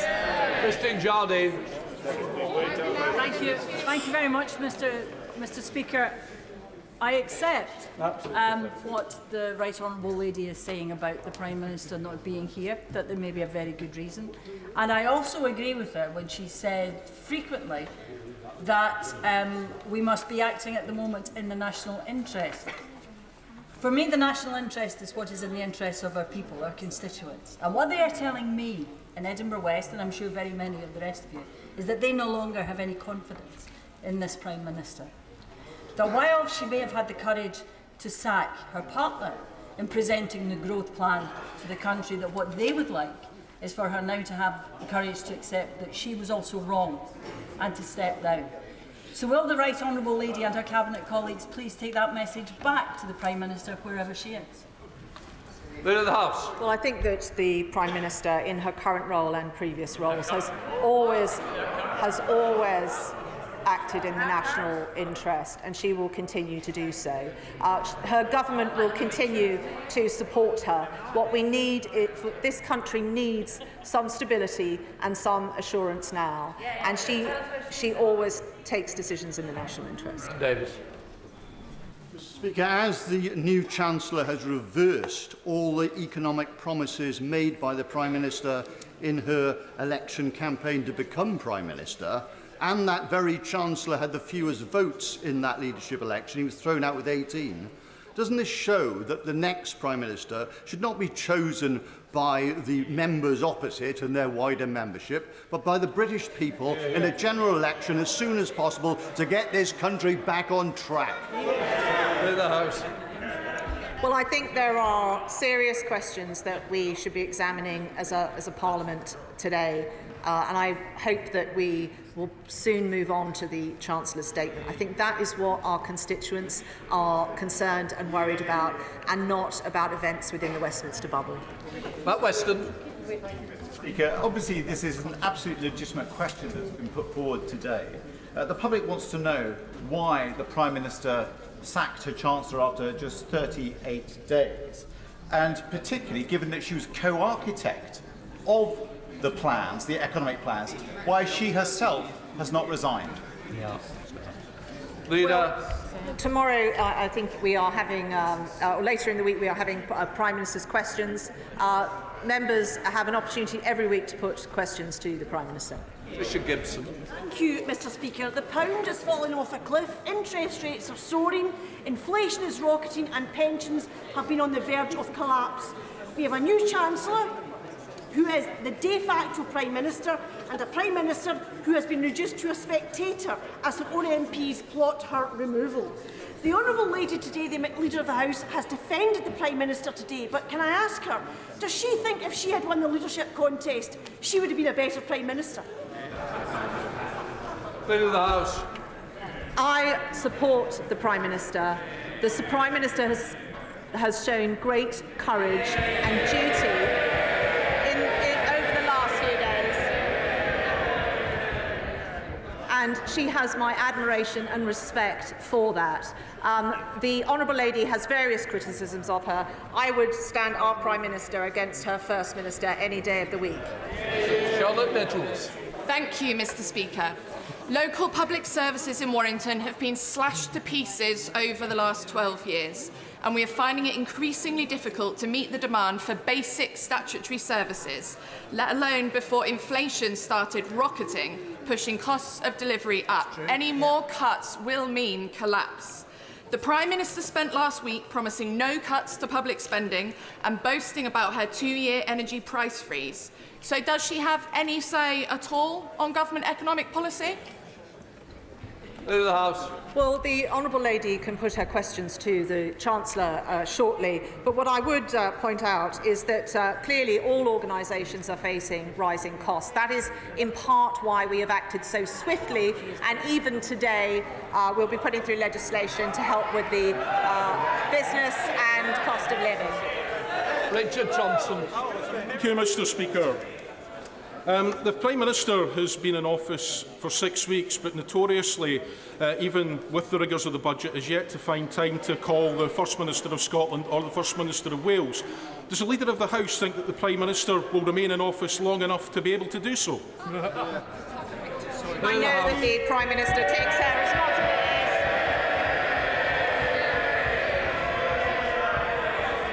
I know that the Prime Minister takes her responsibilities to working constructively with the other administrations, and she will always do that. Justin Matters. Thank you, Mr. Speaker. I'm sure the markets will be reassured to see the Prime Minister is not hiding under a desk, but is here in the House today. She's still got till 10 o'clock tonight to answer questions that have been asked if she wants to reassure the markets and create some stability. But I've got another question for the Leader of the House. I've been drawing in Prime Minister's questions on Wednesday. Can she guarantee that the current Prime Minister will be answering them? Leader of the House. Yes. Christian Matheson. Thank you, Mr. Speaker. Throwing your Chancellor under the bus in order to save your skin is not a tough decision. Tough decisions are when you make them and then come along, show true leadership and ask people to come with you by inspiring them. This Prime Minister has done none of that. So why should we follow her when she has shown no leadership whatsoever but has hidden away? The House. I think that if you spoke to any member of the Ukrainian Parliament, they would tell you that our Prime Minister has shown leadership. Thank you, Mr. Speaker. Urgent business, we are told by the Leader, prevented the Prime Minister from coming to the House. What on earth could have been more urgent than coming to atone for the economic chaos that she has wrought on pension holders and mortgage payers across these islands, and especially in Scotland, where the party opposite enjoy no mandate whatsoever? The Prime Minister thanked her former Chancellor for the excellent work that he had done. Can the Leader of the House explain, or maybe now the Prime Minister's turned up, she can the Leader of the House explain, thanked for what? Leader of the House. The honourable gentleman will know that the Prime Minister has Prime Minister's questions every single week. He can put questions to her there. There was very good reason, as I have repeatedly explained to the House, why she could be here. You will notice that she is present here now. And I will start listening to the honourable gentleman on democratic mandates when he honours the results of the Scottish referendum. Jim Shannon. Thank you very much, Mr. Speaker. I thank the Leader of the House for her answers, but I'm not in the business of point scoring. Does the Leader of the House not agree that the face behind the budget is much less important than what the budget outlines? Is there confidence that the Chancellor can help business, help people stay in work, ensure that funding is available for the NHS and government departments cannot take further austerity, so that all of the United Kingdom of Great Britain and Northern Ireland can truly be better together? Well, the honourable gentleman is held in great affection by all members of this House and is often the finale at such UQs because he is full of common sense, and I think that what he says is absolutely right, and I hope now we will be able to hear from the Chancellor very shortly. Point of order.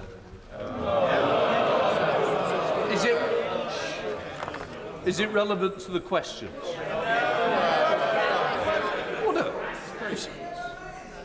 Order. If it's relevant to this, I will take the point of order. Chris Brown. I'm grateful, Mr. Speaker. On a point of order, you know that for the last hour we've been listening to questions which were meant to be directed to the Prime Minister. The Leader of the House said repeatedly that there were reasons that the Prime Minister couldn't be here. If there were legitimate reasons, I'm sure every single member of this House would want... to hear them. Now that the Prime Minister has arrived, would this not be a perfect opportunity for her to be able to explain why she was not able to be here? Just to say, and let's just put this to bed, it's not for me, it's for the government to put forward the ministers to respond to urgent questions once granted. And it's not a matter for the chair. The honourable member has put the point on the record, and I know that the Prime Minister is now in her place, but we now come, before I call the Chancellor to make his statement. Just get up and tell us. Go on. Mr Bradshaw, I expect better. I want you to be silent while I read this out. This is very important. Before I call the Chancellor to make his statement, I would like... Does somebody... Yes, and I think so. It's a few times today. And that's the third apology. I don't want any more. Before I call the Chancellor to make his statement, I'd like to point out that British Sign Language interpretation of proceedings is available to watch on Parliament Live TV. So I now call the Chancellor of the Exchequer. Chancellor.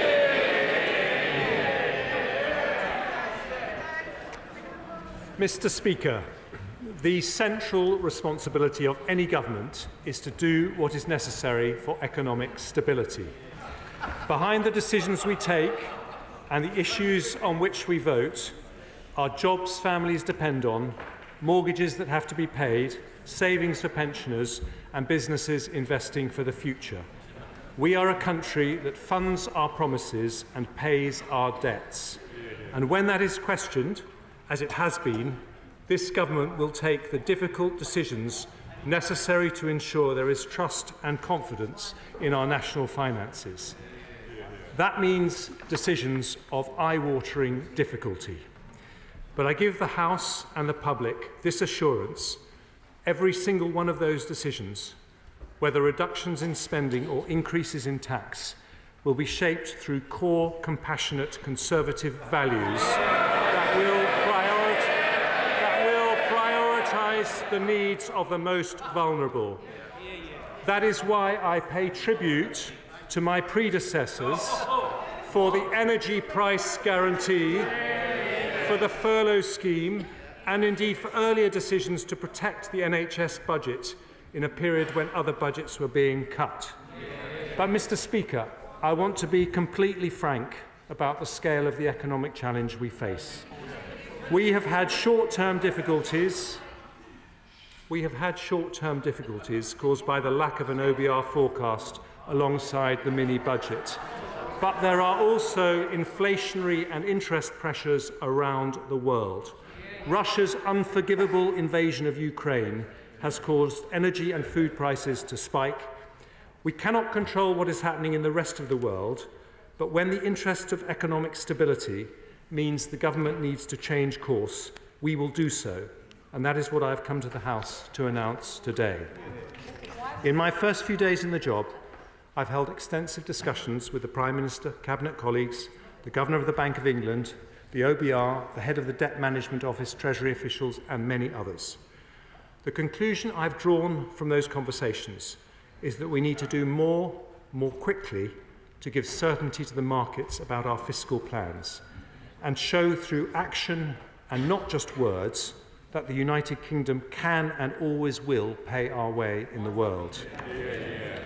We've therefore decided to make further changes to the mini-budget immediately, rather than waiting until the Medium Term Fiscal Plan in 2 weeks' time, in order to reduce unhelpful speculation about those plans.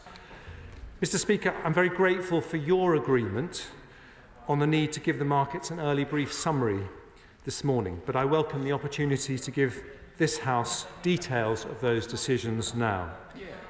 We've decided on the following changes to support confidence and stability.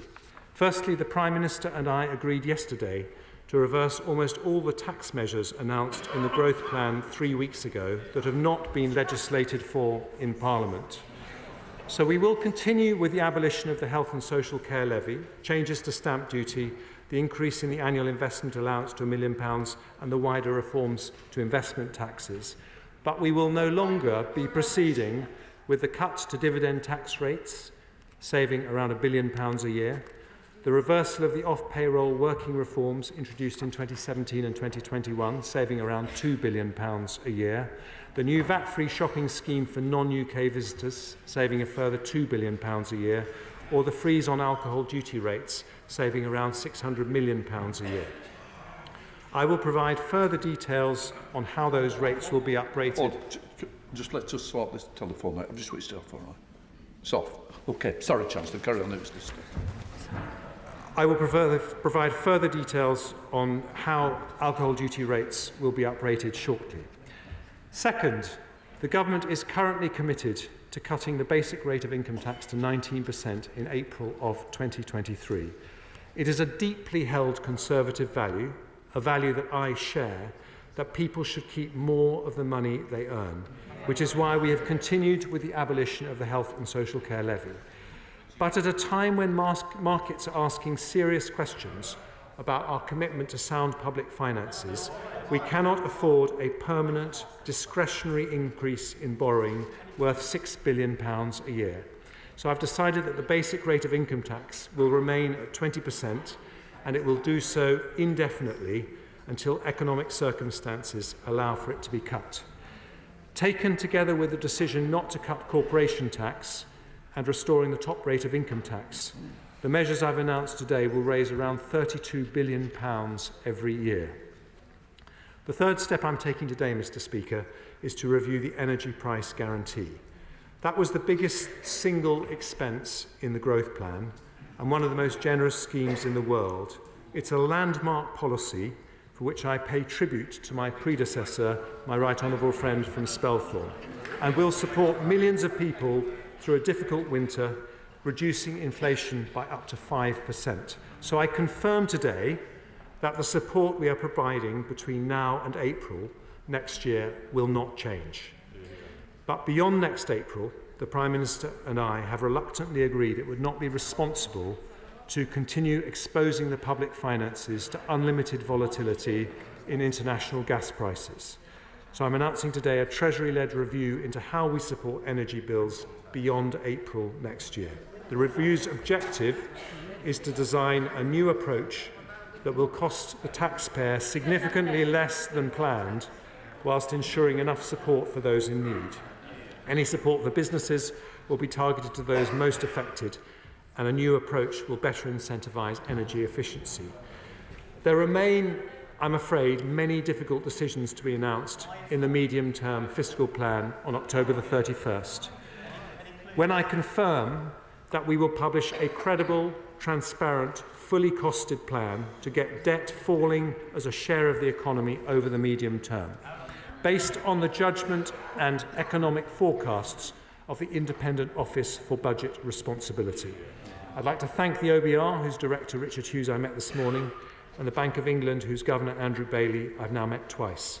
I fully support the vital independent roles both institutions play, which give markets, the public and the world confidence that our economic plans are credible and rightly hold us to account for delivering them.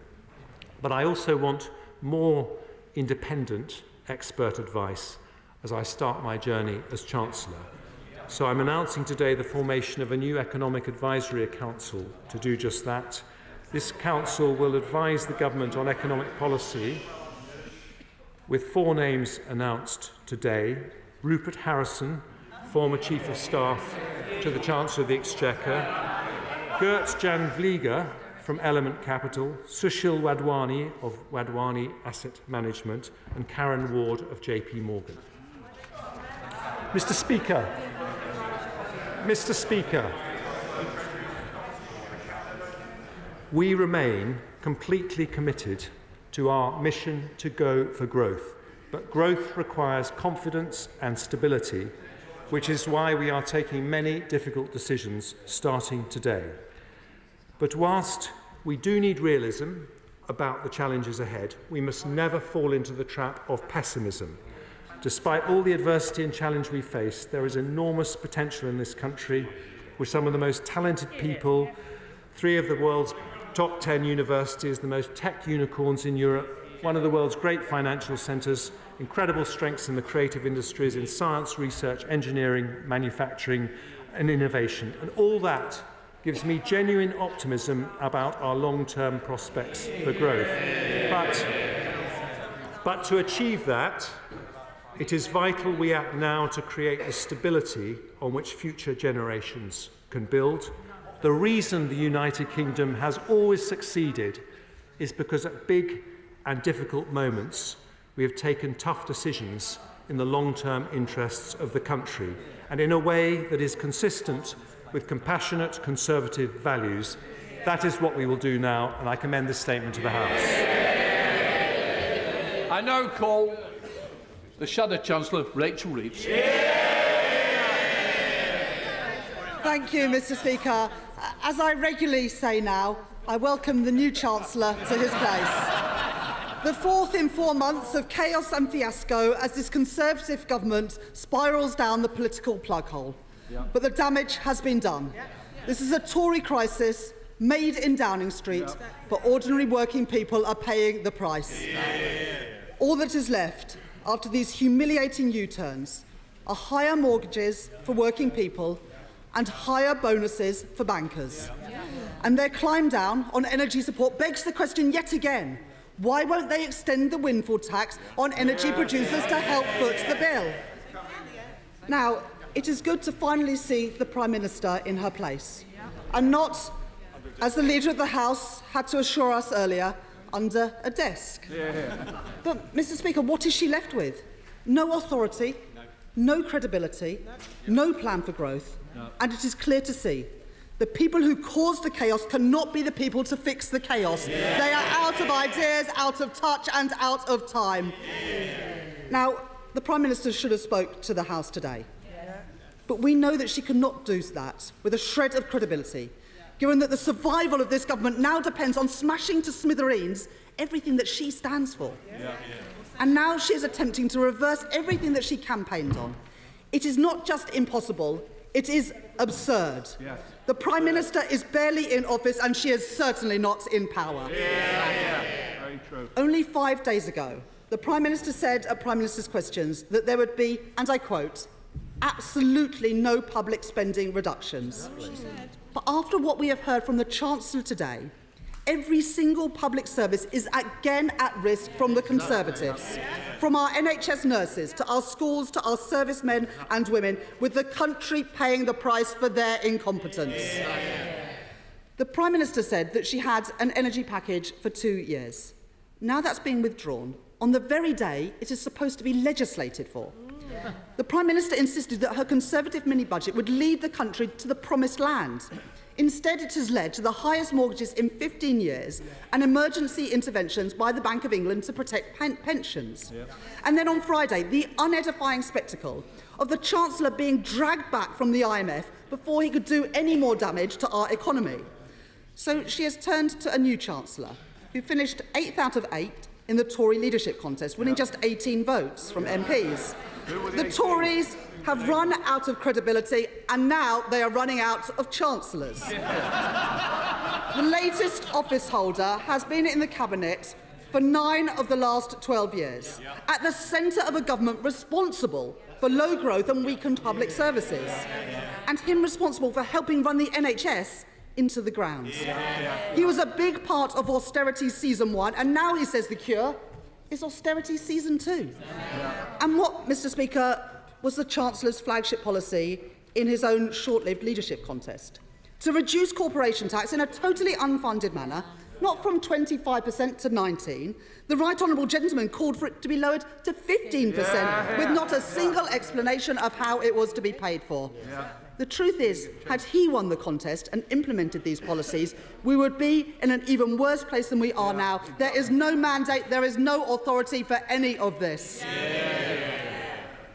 The Conservatives have put a lasting premium on people's mortgages. Uncosted borrowing has sent interest rates spiralling. Millions of people's mortgage deals will be coming to an end in the next few months, leaving many families forking out £500 or more a month. People will be paying a Tory mortgage premium for years to come. So how does the Chancellor think ordinary people can possibly afford any more of this Conservative government? We've heard no answers today. Now, the Chancellor has said that growth requires confidence and stability. I agree. But where does he think the lack of confidence and the lack of stability has come from? It didn't come from the sky, Mr. Speaker. It came from the mini-budget 3 weeks ago. And what does it say about our country? That we are watching borrowing costs hour by hour. That's not the sign of a strong G7 economy. It is the exact opposite. Businesses are now saying that things are so unstable that they are pausing investment here in Britain. The former Deputy Governor of the Bank of England, Charles Bean, has outlined the extraordinary damage that the Conservatives have done to our standing. In his words, we've moved from looking not too dissimilar from the US or Germany to looking more like Italy and Greece. Yeah. What a mess. And where is the Office for Budget Responsibility forecast? Has this government learnt nothing? Does the Chancellor really expect the country to take everything from him at face value? Last week, the Business Secretary was busy undermining the Office for Budget Responsibility. Today we have received another massive fiscal statement with no forecast. What has this government got to hide? They should publish the numbers so that we know the true state of the public finances after 40 days of this Prime Minister and after 12 years of Conservative governments. Now, today the Chancellor has scaled back help with energy bills for families and pensioners. It begs the question, yet again, why won't they bring in a proper windfall tax on energy producers to help foot the bill for consumers? And when will the current Chancellor publish in full the government's estimates of windfall profits of the energy giants over the next 2 years? Now, no one was talking about spending cuts until the Tories crashed the economy with their mini-budget. So I ask the Chancellor, why should the British people pay the economic price for the Tories' mistakes, and what spending cuts does the government plan to make? We believe that the government must honour its commitments to uprate benefits and pensions in line with inflation. Will the Chancellor make it clear today that that is what he intends to do? And what a contrast, that cuts to benefits are still on the table, but the one thing the Chancellor couldn't bring himself to reverse today was lifting the cap on bankers' bonuses. Why is this the last policy standing in this disastrous mini-budget? And let me come to credibility.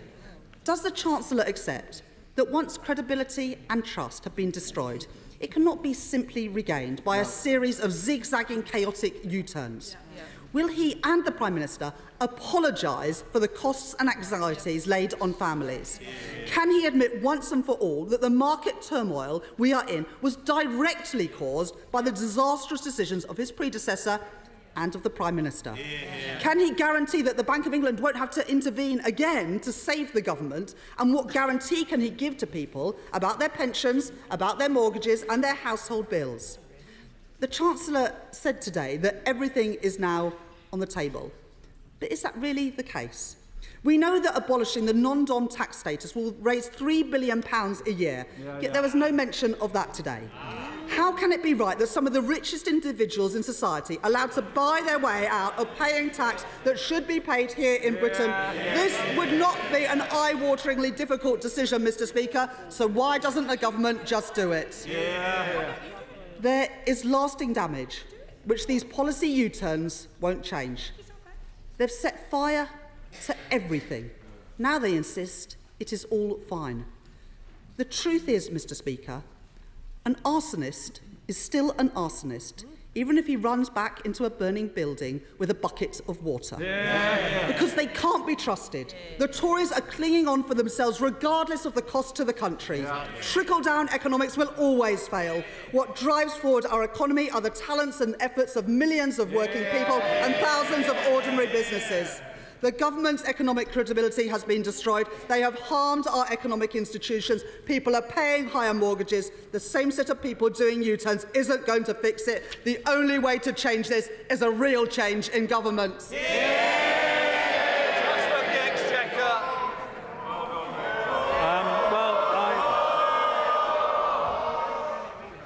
I thank the Honourable Lady for her questions, and I'm sorry that, given the speed at which things moved at the weekend, I haven't had time to sit down with her one-to-one, as would normally be the practice before parliamentary exchanges. Now, I understand the role opposition parties play. I've stood at that dispatch box myself. But behind the rhetoric, and I was listening very carefully, I don't think she disagreed with a single one of the decisions that I announced to Parliament. And that is important for the country and markets to know. And I think there is also agreement on the process of policy making. I support the independence of the Bank of England, introduced by Gordon Brown, and I know she supports the independence of the OBR set up by George Osborne. The whole government supports the independence of those two important institutions. Now, I fully accept, and I don't think I could have been more clear, that we have had to change some decisions made in the last few weeks. But what I reject wholeheartedly is her broader narrative about Conservative economic management. Let me remind her that the UK's unemployment rate is the lowest since 1974. That's below France, Italy, Canada, Belgium, Sweden, Spain and the Netherlands, and massively lower than 2010. Let me remind her that since 2010, our growth rate has been the third highest in the G7. She may not want to hear this, but these are the economic facts. Our growth rate since this party came into power has been higher than Germany, France, Italy and Japan, and faster than any G7 country this year. Looking to the future, we have the largest technology sector in Europe, more foreign direct investment than anywhere in Europe bar one country. That is a legacy to be proud of. Now, I was listening carefully for some questions about the measures that I announced, but she didn't ask any, and I think she agreed with them. But I will pick her up on one point. She talked about the NHS. Let me tell her, maybe they don't want to listen about the NHS. She talked about the NHS because of the global financial crisis which happened on her party's watch. The NHS went through one of its most difficult periods ever, and this party protected the NHS budget. Then in 2017, we were able to give it its biggest single increase in funding because of the difficult decisions that we took and that party opposed. So, Mr. Speaker, in conclusion, we inherited a financial crisis, we dealt with a global pandemic, we've led the world in support of Ukraine, possible because of difficult decisions taken over the last 12 years, each and every one opposed by the party opposite. So if she is preaching today the need for fiscal credibility, which I warmly welcome, can I just tell her this? The true test will be in 2 weeks' time to see whether she supports public spending restraint. I've shown Conservatives can raise taxes. Will she show Labour are willing to restrain spending? Chair of the Select Committee, Mel Stride. Thank you, Mr. Speaker. I welcome my right honourable friend's statement. It was both frank and bold, and it appears, in the very short term at least, to have steadied the markets. One point that my right honourable friend raised at the dispatch box, though was absent from his statement earlier today, was his renewed commitment to our financial institutions, particularly the Bank of England and the Office for Budget Responsibility. He has also now brought forward the Economic Advisory Council, a number of members of which have appeared before the Treasury Select Committee, and I think he has chosen well. But could he reassure the House that in no way the Economic Advisory Council will in any way conflict with the Bank of England or the Office of Budget Responsibility, the FCA, the PRA and all of our institutions, and that it will be there to complement, not work against any of those institutions?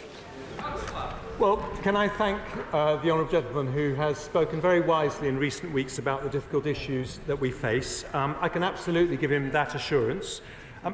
I want, to be frank, to make sure that I'm getting advice from fantastic institutions like the Treasury, the Bank of England and the Office for Budget Responsibility, but also advice that is independent of those institutions, because that is the way we'll get the best result.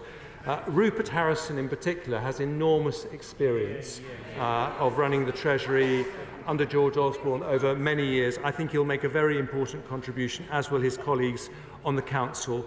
And with respect to the markets, he's absolutely right to be cautious about what happens. They go up as well as they go down, and no government can control or should seek to control the markets. What we can do is the things within our power, and that is a commitment, a very firm and clear commitment to fiscal responsibility. Now come to SNP spokesperson Alison Fuller. Thank you, Mr. Speaker. I see that the Prime Minister has been urgently running off to something else rather than staying to listen. Mr. Speaker, when the previous Chancellor came to give his mini-budget 3 long weeks ago, I called it economic chaos. What an understatement that turned out to be. I'm not sure words have yet been invented to describe the scale of the unmitigated disaster which the Prime Minister and her Chancellors have created in the past 24 days. We're back where we started, significantly worse off due to Tory incompetence. And isn't it just as well that in Scotland, the Scottish Government didn't take the advice of Tory MPs to copy and paste before the front bench here deletes all?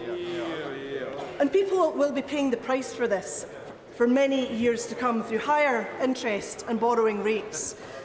Will he apologise for this increased cost that his colleagues have inflicted upon people? And he has not been clear at all. Will he confirm the status of the banker's bonus cap? Has it been scrapped or has it not been scrapped?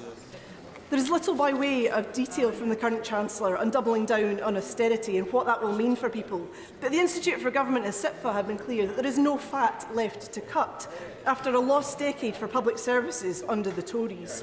So where does the current Chancellor expect to make these cuts, these efficiency savings? We know what he means when he says it. We already know the terrible price of austerity because Glasgow Centre for Population Health have attributed 330,000 excess deaths to Tory austerity policies, an unacceptable human cost. Again and again, the Tories bring forward harmful policies they never feel the consequences of. And we know that guarantees mean nothing under the Tories either. The so-called energy price guarantee turns out to be worth 6 months, not 2 years, a cliff edge looming next April. National Energy Action have said that many vulnerable people were holding on by their fingertips. Government must be very, very careful it doesn't prize them away. So can he tell us exactly what will happen for households in April? The scale of increases make almost everybody vulnerable, except perhaps his banker pals. And what will happen to the most vulnerable when inflation soars as a result of the return of spiralling energy costs? The previous Chancellor never got around to telling me what will happen to business energy costs at the end of their 6-month reprieve. So can the current Chancellor tell me what support businesses signing impossibly expensive contracts as we speak can expect? And will this current Chancellor, as the former Chancellor did, commit to uprating benefits with the rate of inflation? And we also increase support to those languishing in the asylum system and end the punishing no recourse to public funds regime? Will he cancel the benefit cap and scrap the 2-child limit, which is trapping so many children in poverty? Where is his compassion for them? Will he invest in renewables, carbon capture and storage, and a comprehensive energy efficiency and installation package? And finally, Mr. Speaker, does he understand, does he really understand, when looking at broken Britain, the chaos that the Tories have wreaked and the prospect of a bleak Brexit future under both Labour and the Tories, that more and more of Scotland's people are looking at the comprehensive independence prospectus set out by the First Minister today and moving towards the vision of a fairer, greener, more prosperous Scotland back in the heart of Europe where we belong? Well, Mr. Speaker, it's a pleasure to exchange comments with the Honourable Lady. I will look forward to working with her closely in the months ahead.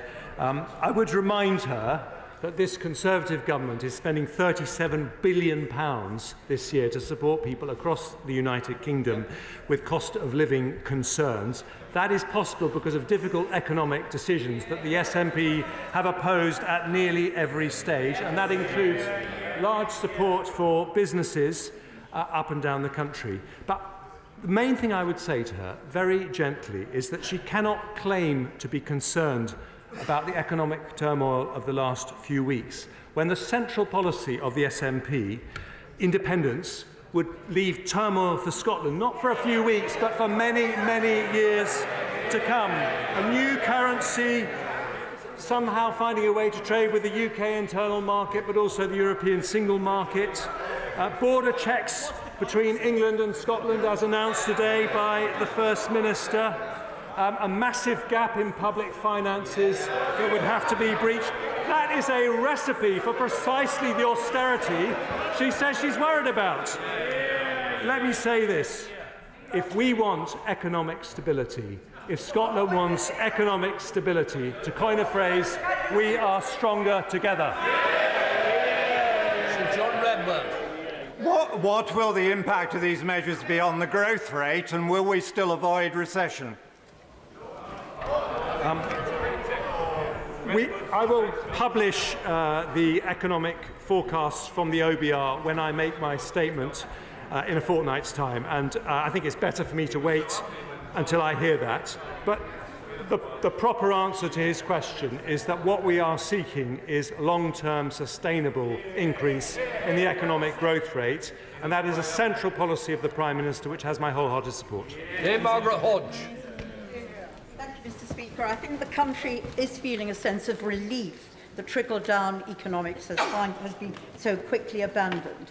But there was one element in the mini-budget which the new Chancellor did not address, and that was the issue of investment zones. That is we have great evidence all over the place about how that, as a mechanism for encouraging growth and jobs and prosperity, has failed from the Thatcher years onward. All that happens is they're incredibly expensive. We lose income from them. They only lead to the transfer of jobs from one poor area to the other, and they are a massive opportunity for every kleptocrat, oligarch and criminal to launder money into the UK. Will the Chancellor abandon that policy too? Well, I would like to say that I have a great deal of respect for the campaigning the Right Honourable Lady has done over many years against people illicitly hiding wealth and not paying their share of tax. And I do totally support the benefits that investment zones can bring, but we will implement that policy in a way that learns the lessons of when models that are similar have been tried in the past, and we will make sure that they are successful. Matt Hancock. Thank you very much, Mr. Speaker. Mr. Speaker, I welcome the return of an ironclad fiscal responsibility, albeit within the most velvet of gloves. For there can be no growth without economic credibility. But will he answer this question? When he brings forward the forecasts in a fortnight, made independently by the Office for Budget Responsibility, will he guarantee now that they will show debt falling as a proportion of our income, and show that once we have the finances fully under control, we will not be borrowing for day-to-day spending, because you cannot put the nation's spending on the never-never? Yes and yes. Ed Davey. Speaker, people are already suffering from the damage caused by this government's economic mistakes. Hundreds of pounds now added to mortgage bills, pushing millions of families to the brink, on top of higher food prices, higher fuel costs and higher energy bills. But despite that, the Chancellor refuses to undo one of the government's biggest injustices: its failure to impose a proper windfall tax on the record profits of the oil and gas companies, earned only because Putin is killing innocent Ukrainians. After so many U-turns, surely the Chancellor can persuade the Prime Minister to do one more. Will he introduce a proper windfall tax and help struggling families?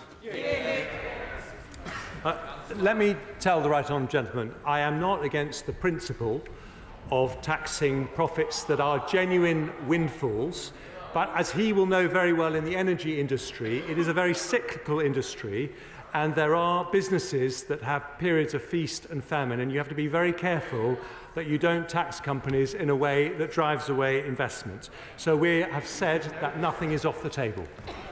Andrew Mitchell. Thank you, Mr. Speaker. I want to congratulate my right honourable friend on his statement today, which is both wise and necessary. And there will be great relief across the House that the markets have responded positively to my right honourable friend's statement, not least thanks to his economic leadership and political skill. In the run-up to the 31st of October, will he reassure us and the markets that the Treasury and the OBR and the Independent Bank of England will be working closely together and in total lockstep? I absolutely want to give him that reassurance, and I also want to thank him as someone who has enormous experience as to how the city works for the advice that he gave me over the weekend. I think one of the best things about the economic structures we have is the interaction between institutions which have independence and are able to give independent advice and Treasury and the government, and it has helped create stability, and I hope that what I've said today will bolster that further. Ali. Thank you, Mr. Speaker. Can I congratulate the Chancellor on his appointment, and I hope he lasts longer than his predecessors. Well, no. 5 million people will see their mortgages go up. And the mini-budget fiasco means that on average £500 more in payment, and in London nearly 900. Can the Chancellor assure us that he's going to look at how he can take that additional Prime Minister's mortgage premium off people's bills and take action to protect them in these difficult times? And if he can't, should they send the bill to him? Well, let me say to the Honourable Lady that we have an absolute responsibility as a government to do everything we can to hold increases in mortgage rates down as much as is possible insofar as the government has an influence on them through its own actions. And that is why I've taken, I think, very strong and quick steps to demonstrate this government's commitment to fiscal balance. But we are in a world in which, unfortunately, interest rates are going up everywhere, and everyone is having to deal with increases in mortgage rates, and we are thinking about the challenge for people who have those mortgages, but I want to make sure that that does not happen as a result of actions by this government. Kevin Hollingray. Can I welcome all the measures in his statement today? I think it's absolutely right that we look for better value for the taxpayer through spending restraints. But can he confirm any cuts to spending will not impact on capital expenditure, infrastructure expenditure, particularly across the north, and that will fully deliver on projects that we've already committed to, such as Northern Powerhouse Rail? As my honourable friend will know, sorry, my voice is a bit croaky at the moment because I've been probably talking too much over the last few days. But as my honourable friend will know, there are very important projects that we all care about a great deal. But given the severity of the situation at the moment, we are not taking anything off the table, whether tax increases or spending reductions. But I don't believe it is possible. I don't believe it is possible to have a long-term, credible economic growth strategy that doesn't recognise the vital importance of capital spending. Siobhan MacDonald. Thank you, Mr. Speaker. Even a screeching U-turn can't repair the damage when we've already had the crash. But when the Chancellor dismantled Trussonomics overnight, why on earth did he decide to carry on boosting bankers' bonuses in the heart of a cost-of-living crisis? Because the policy didn't work, and we will get more tax from rich bankers with the policy we now have. Greg Clark. Mr. Speaker, I welcome the Chancellor's statement. If there are further steps that are required, will he do whatever it takes to restore the UK's fiscal credibility? I will. Samuel Wilson. First of all, can I welcome the appointment of the Chancellor and wish him well in his job, because his success on his success depends on the success of all of our constituents in meeting the cost of living. Whilst inflation cannot be blamed on the government because it's an international, and whilst interest rates are going up across the world, the one thing which the Chancellor is fully responsible for is today's increase in taxation, which will take money from people at a vital time, enabling them to not able to pay their bills or their investment plans. I assume he has done some economic modelling in this. What impact does he believe it will have on growth and on the burden of debt in relation to GDP over the next 2 years? Well, he asked a very important question, and I want to remind him that what I have announced to date has been very largely the cancellation of planned tax cuts rather than actual new tax increases. And this has a very important impact in a positive direction on national finances, but unfortunately it won't be the end of the story. If we're going to deliver a credible budget in which we can demonstrate, as my right honourable friend asked earlier, that debt is falling as a percentage of GDP by the end of the period, then we're going to have further difficult decisions ahead, and this government won't shirk from them. Helen Waitley. Thank you, Mr. Speaker. A pandemic followed by a war. Our constituents do not expect this time to be easy, but they do expect us to set out the difficult choices, to make the difficult choices, and then set out the path for a better future. Can I ask my right honourable friend, particularly in considering his experiences of many years, to continue to press ahead with our commitments to reform social care, knowing as he does that social care and the NHS go hand in hand, and again how important they are to our constituents?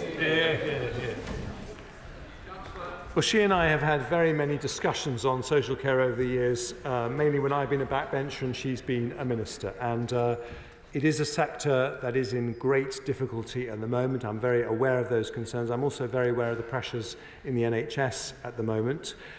I'm not making any commitments as to what exactly we will do, but as I said earlier, all these decisions will be taken through the prism of what matters most to the people who need the help the most.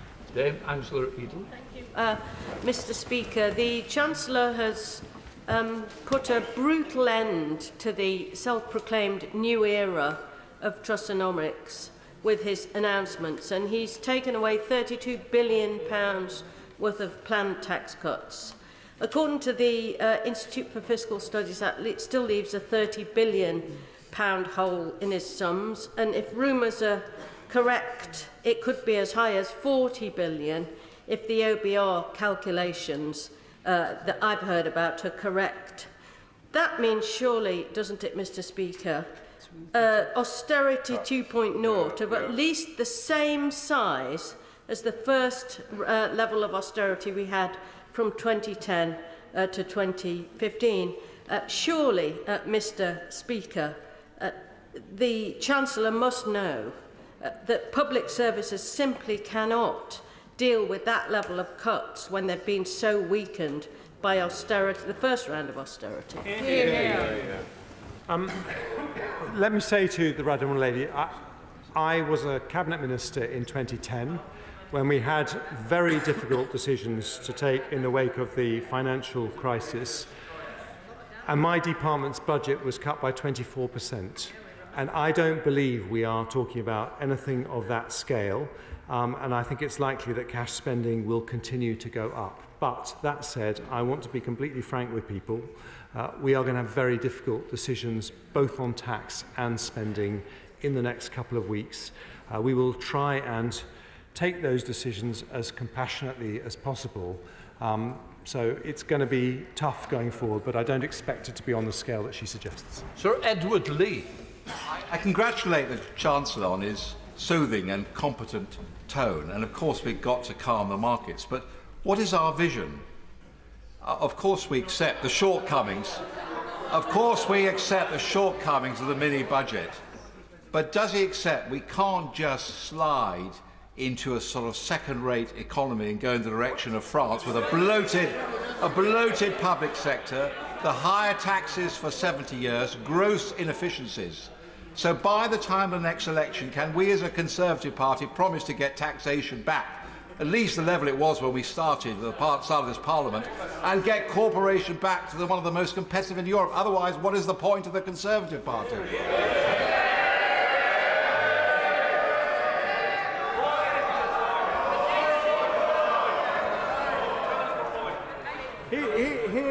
Here's the problem, Mr. Speaker, with all the noises we're getting from the party opposite. This compassionate Conservative government was able to step in with massive help from members of the public with the furlough scheme, with the energy price guarantee, because we took difficult decisions on the economy in the years that preceded it, each and every one that was opposed by the party opposite. I say to my right honourable friend that the point of a Conservative government is to build a strong economy. That's what we will do. It's the job. It's an important point I wish to make, Mr. Speaker. It is the job of the Chancellor not just to balance the books, but also to have a vision for economic growth. And I hope I will persuade him in 2 weeks' time that I have just that.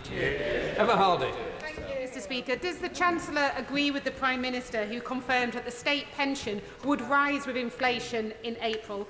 And if he does agree, can he commit to it today?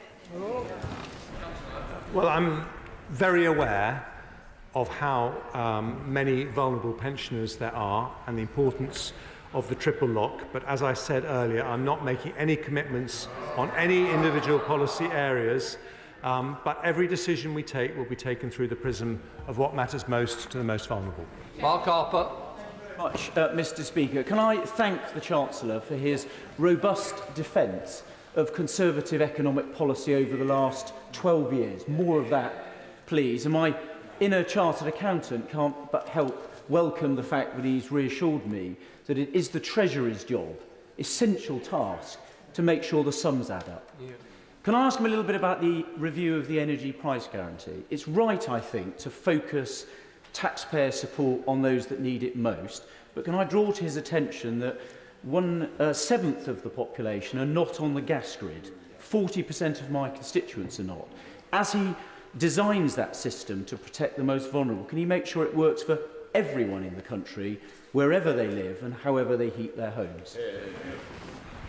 Well, I look forward to lots of useful advice from his inner accountant over the months and years ahead. I will certainly bear that point in mind. The issue with the revised scheme that we want to announce for the energy price guarantee is that I think most people agree with the logic of targeting support where it's needed the most, but we need a scheme that works practically, and it is not actually particularly easy to design that kind of scheme. So we're going to do as much work as we can, and we'll announce what we're going to do as soon as we can, but we'll certainly bear in mind the points he made. John MacDonald. The backdrop to today's statement isn't just the chaos of the last fortnight. It is also a report of 3 weeks ago that demonstrated, as a result of austerity, there has been over 300,000 excess deaths. Can I ask him in his preparations for the 31st of October that he recognises that unless he increases benefits by at least the rate of inflation, there will be more excess deaths and suffering? He will know, because I've said it many times today, that I'm not making firm commitments on any individual elements of tax and spending, but I hope he is reassured that I've been very clear about the values through which we will take those decisions. Mr. Earling. Thank you, Mr. Speaker. I congratulate my right honourable friend. He has hit the ground running in this job. These are difficult decisions. They're the correct decisions right now. We all aspire to tax cuts in the future, but he's right that we actually have to have the money to pay for those. But could I ask him, as he prepares for the 31st of October, to look in detail at how we address what is the most, in my view, deep-rooted problem this country faces and has done for decades, which is our current account deficit. We will not truly get rid of these issues until we restore a better balance in our national finances. Can I ask him to make that a priority? Well, I thank my right honourable friend for his question, and I agree. Ultimately, it is not sustainable to have a permanent current account deficit, and that is something we need to address. Bentley. The Chancellor announced that he will be reviewing the energy price guarantee. But does the government have any plans to review the level of support offered to off-grid properties with the cost of their heating bills this winter? There is cross-party consensus that the £100 payment is inadequate to meet the rising level of bills. So will he bring forward further support in advance of this winter? Hear, hear. Well, I've listened carefully to what the honourable gentleman said, as I did to my honourable friend from Forest of Dean, and we will certainly look carefully at what can be done for off-grid properties. Mr. Speaker, can I welcome the necessary but vigorous course corrections that my right honourable friend has introduced. He began his statement by saying that the central responsibilities of any government, they also include security, defence of Britain, support to our allies and standing up to our adversaries as we've done so in Ukraine. My right honourable friend knows the world's getting more dangerous, not less. Will he commit to continuing that promise of 3% GDP defence spend? Well, it won't be a secret to my right honourable friend that I'm sympathetic to that because I've campaigned for it when I was a backbencher very loudly and visibly, but all of these things have to be sustainable. Any increase in defence spending has to be an increase that we can sustain over very many years. Let me just say to him today that I agree with him entirely that the duty of a government is security for the population in all senses of the word. Steve McKay. Thank you. Does the Chancellor's compassionate conservatism extend to raising the minimum income component of pension credit, or is he prepared to let the poorest pensioners in the land be sacrificed on the altar of Trussonomics? What I gently say to him is that whilst I completely understand how important it is to support our most vulnerable pensioners, what they need more than anything is a strong economy that can pay for the support that we would want to give them. Simon Hall. Can I welcome my right honourable friend to his place and breathe a sigh of relief at the grown-up and sensible approach which he's taken to the issues at hand. Can I also echo the remarks of my right honourable friend for the Forest of Dean and the honourable member for Ceredigion of the need for my right honourable friend to take into account those who are off-grid and using heating oil. They deserve as much support as we possibly can. My right honourable friend is newly empowered and he is able to slay many dragons. Could he slay the dragon of fracking, which was not in our manifesto? Well, this is an issue that's risen its head in my own constituency. Let me simply say to him, the government's position is very clear. We will not proceed unless there is local support. Caroline Lucas. Thank you, Mr. Speaker. In the bonfire of government policy that's just taken place, the Chancellor wasn't very specific about what would happen to the Prime Minister's investment zone policy. Personally, I was hoping that it would be incinerated as well, not least because it is designed to undermine environmental regulation, to avoid fair taxation and bypass local democracy. Now, in the past, he has said that he is a green Tory. I have to put it to him that that is sadly an endangered species right now. But if he's serious about being a green Tory, will he now take steps to demonstrate it by ruling out any policies that will undermine nature, protection and restoration, and will he accept that there is no financial capital that is not entirely dependent on a thriving natural capital? I am absolutely committed to protecting our green spaces and boosting biodiversity. But I also think it's important to look at environmental regulations to see if they can be streamlined in a way that is consistent with allowing the natural world to flourish as well as the economy. George Freeman. Yeah, can I welcome and thank the Chancellor for bringing so quickly a calm reassurance to the markets and to this crisis. Would you agree with me that economic crises based on political confidence mean everybody in this chamber, both sides of the House, have a duty to reassure the markets that we're capable of taking tough decisions? And would he second agree with me that as we look to grow, as he's highlighted, the technology and science areas provide huge opportunity and we should resist the opportunity to cut funding? There is no more formidable advocate of science and technology than my right honourable friend. And I think he knows that I also care very much about that sector. And with respect to reassuring the markets, I think the most important thing is, as we said earlier, that there is actually no disagreement about the policies announced today. And I think it's important for the markets to know there is that consensus in the House. Dame Diana Johnson. Thank you, Mr. Speaker. Last month, the Prime Minister told the BBC in Hull that we would be included in the Northern Powerhouse rail, despite not being included in the government's integrated rail plan. So I want to know, was the Prime Minister wrong to say that to the BBC in Hull? I don't know, but I'll write and tell her. Dr. Julia Lewis. Mr. Speaker, may I warmly welcome the Chancellor's earlier remarks about defence and security. As it took us very many years to pay off this country's colossal Second World War debt, am I right in thinking that the huge costs of COVID and of Putin's aggression in Ukraine cannot possibly be cleared completely in the short to medium term? Well, I wish I could answer that question, but as he will know better than me, this appalling saga is far from over, so we don't know what the total costs are going to be. I thank him for his very rapid, not entirely unexpected lobbying on defence budget issues since I took up this post. And what I would say to him is that I think the job of the Chancellor of the Exchequer is to make sure that our economy is strong enough to fund the role that Britain wants to play in the defence of democracy and freedom all over the world. Speaker, I have worked with and against the Chancellor of the Exchequer on many occasions, and I've learned he's an honest man. But can I tell him today that he just said in his remarks that this country is always good at rising to the challenge of big and difficult times. Can I tell him what I hate about what he said today, really do hate about it, is there was no note of contrition.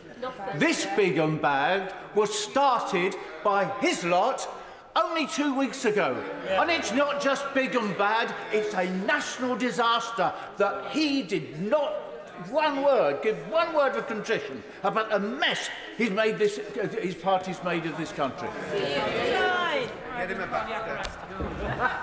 Well, all I would say to the honourable gentleman, for whom I do have the greatest respect, and we have many, many exchanges in this House over the years, is that I think actions speak louder than words.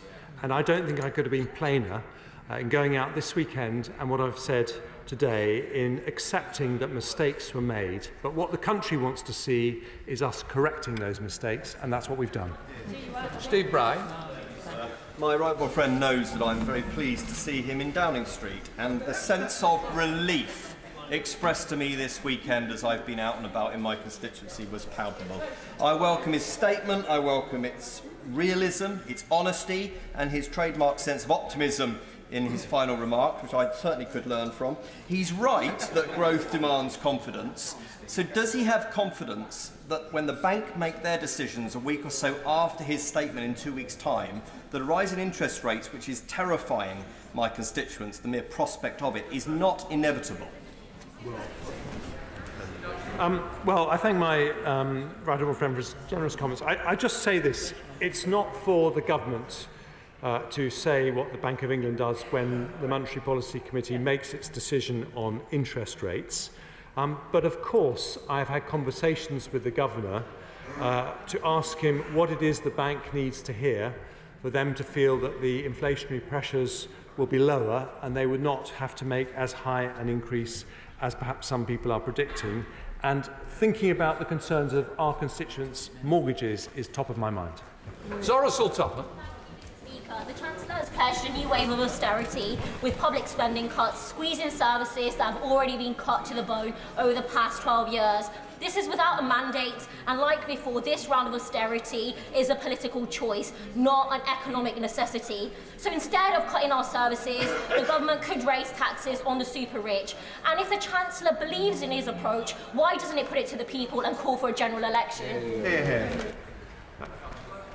With the greatest of respect to the Honourable Lady, I did not pledge, as she said, I think, a new wave of austerity. What I would say to her, if she doesn't like austerity, look at the generosity of the furlough scheme, look at the generosity of what we're doing on the cost of living crisis, all taken because of difficult decisions that she's opposed every time.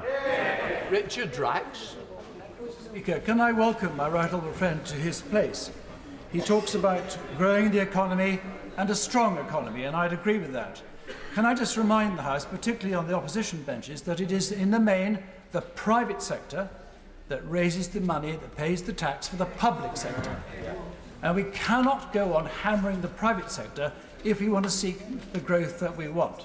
So can I ask my right honourable friend, as he takes his place, and I really do welcome him there, that he bears this in mind and reduces taxation as soon as he's able to? The answer is yes, and to demonstrate that I understand what he's talking about when he talks about the private sector, I'm going to say some words that I've always dreamed of saying from behind this dispatch box, which is that I used to be an entrepreneur. Stuart Halsey. Speaker, when the Chancellor spoke about difficult questions to be faced in the future, I hope he's not going to fall into the old trap of trying to cut his way to growth. It can't work.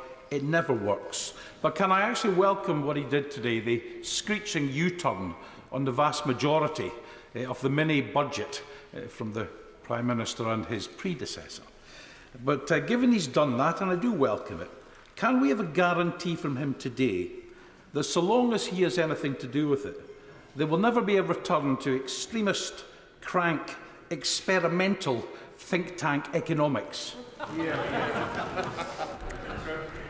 I'm happy to offer that guarantee if he will agree to explicitly reject the extremist, crank, think tank economics of Scottish independence. Yeah! Robert Halford!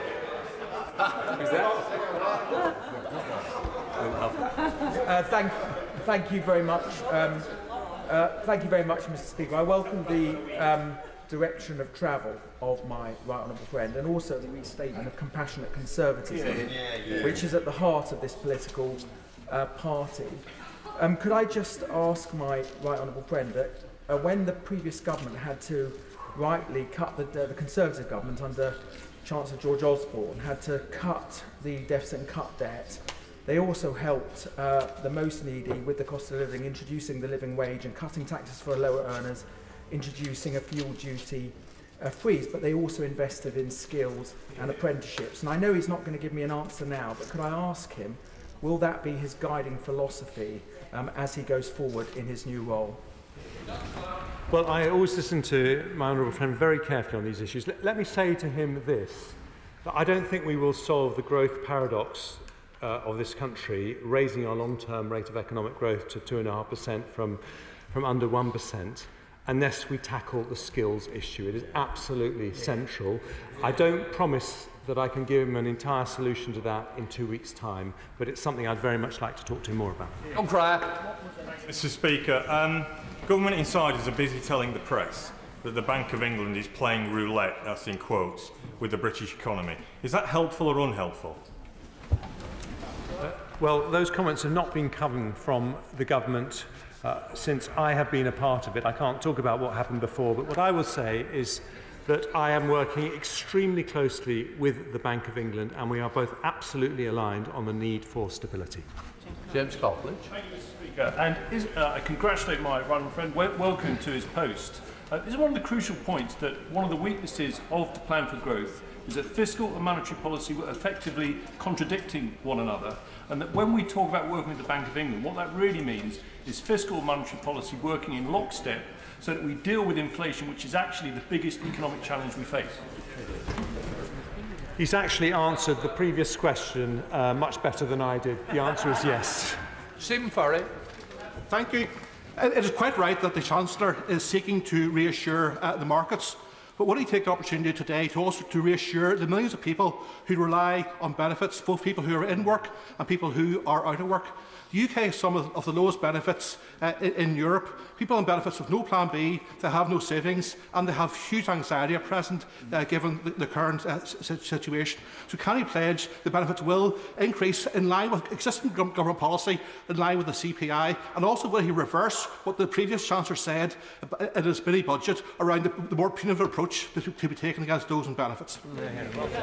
Well, what I would say to him is just very straightforward. It's because I want us to be able to support the poorest, the most vulnerable, the people in the greatest difficulties in society, that I think the most important thing I can do right now as Chancellor is what I can to create economic stability, and that's what I'm doing. Alex Chalk. Thank you, Madam Deputy Speaker. I warmly welcome the Chancellor's swift and decisive action today, but also the tone and, above all, the candour of his remarks. Does the Chancellor agree with me that the best way to build, in the long term, a strong economy and a fair society for my constituents in Cheltenham, many of whom he met recently, is to repair the public finances in the short term? That's the Conservative way. That's what builds prosperity in the long term. Absolutely, and only a couple of weeks ago I was sitting in a cafe in Cheltenham having a cold sandwich with him, and I also want to thank him for his incredible articulacy in lobbying for the needs of the people of Cheltenham. Stephen Kinnock. Thank you, Madam Deputy Speaker. Does the Chancellor think that it's morally justifiable to lift the cap on bankers' bonuses whilst refusing to confirm that he will link benefits to inflation? Is it morally justifiable? I understand why he's asked the question, and I believe that wealthier people should pay more as we go through a difficult period. But I think the mechanism that we were doing that with the cap wasn't working, and we will get more money out of the pockets of those rich bankers by what we're going to do now. Flick Drummond. Thank you very much, Madam Deputy Speaker. Many of our more advanced manufacturing businesses are in the defence sector, and they welcome our commitment to a growing defence spending. They have no problem with paying more corporation tax as long as there are incentives to support their cutting-edge research and development. Will my right honourable friend commit to ensure that those incentives are available across all industries? Well, I think that's a very important point. We've got an issue that we need our companies to invest more in R&D. We've got, I think, a fantastic opportunity to be the world's next Silicon Valley with all the potential of our great universities and incredible levels of innovation. But I absolutely think there's more we can do, and I'll bear in mind her comments. Alan Brown. Thank you, Madam Deputy Speaker. Since 2015, the value of the pound's dropped about 30% compared to the dollar. After this government's mini budget, the pound hit an all-time low against the dollar. Now, given oil and gas and other related energy products are trading in dollars, isn't it the case it would be absolutely tanking the pound against the dollar? This government's actually added other costs to the cost of energy in the UK. Well, I'm delighted that someone from the SNP is worried about the value of the pound, and I think that shows it matters to all of us. And I would say to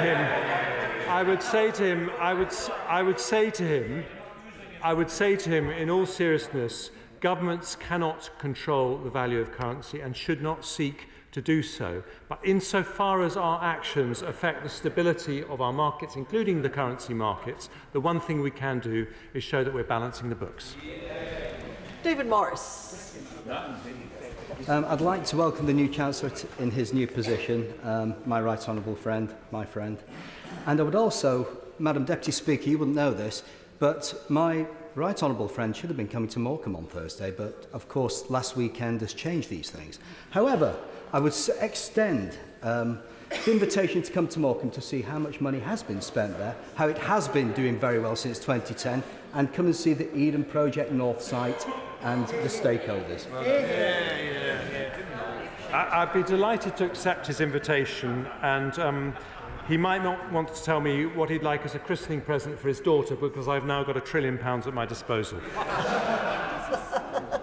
Tamanjit Singh Dasi. Thank you very much, Madam Deputy Speaker. In the history of British democracy, have we ever had such a calamitous start for a Prime Minister? And now 4 Chancellors in 4 months. But it was a majority of Conservative MPs and members who inflicted upon our country the fantasy trickle-down economics when they naively decided to take a break, a holiday from reality, which has left many of my Slough constituents struggling to pay their bills. So does the new Chancellor, given that he has effectively dumped the kamikaze mini-budget, does he agree that he and the Prime Minister no longer have a democratic mandate to continue in their positions, and that they should step aside and let the exasperated British people make their decision? Order, just before the Chancellor answers that question and responds to the very neat speech that the honourable gentleman has just made, I must appeal to colleagues for quick questions. We've had all the speeches. We don't need to hear all the same thing all over again.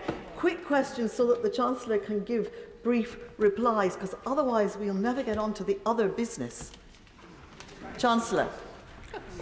I don't think a general election would contribute to stability if people had to worry about the disastrous policies of a future Labour government. You've just pursued them all. Mike Wood. Deputy Speaker, I know that the decisions the Chancellor has taken today he would not have taken easily, but he will recognise that the planned increases in alcohol duties will have a devastating impact on many small pubs, small brewers and hospitality businesses. Will he look at how the changes he is making to beer duty in particular can be structured to help rather than harm these small hospitality businesses, and perhaps bring forward the implementation of draft beer duty? I do hear my honourable friend, and the hospitality industry is incredibly important for our economy. And I just say two things. First of all, as he knows, we are reviewing the whole structure of duties when it comes to alcohol, and as part of that process, we will be keeping the levels of duty under constant review. Tim Farron.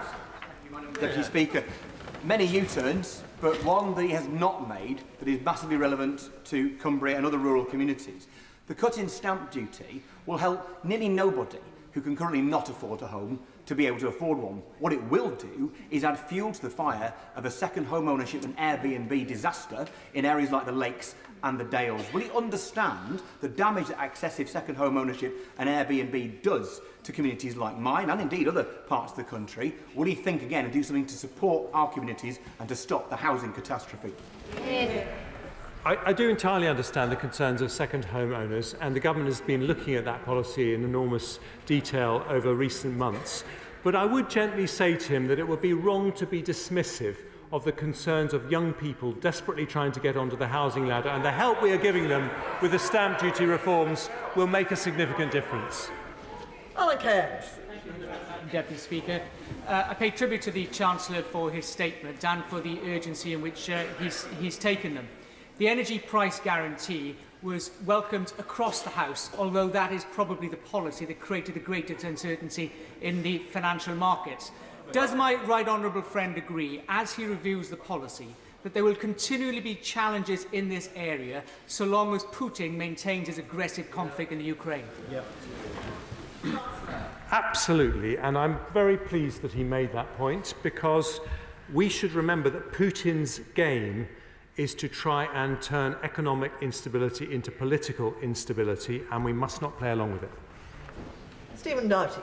Thank you, Madam Deputy Speaker. The chaos in the bond markets impacting on pensions were as a result of decisions by his government, his party, his Prime Minister. Can he now tell us, are all pension funds secure?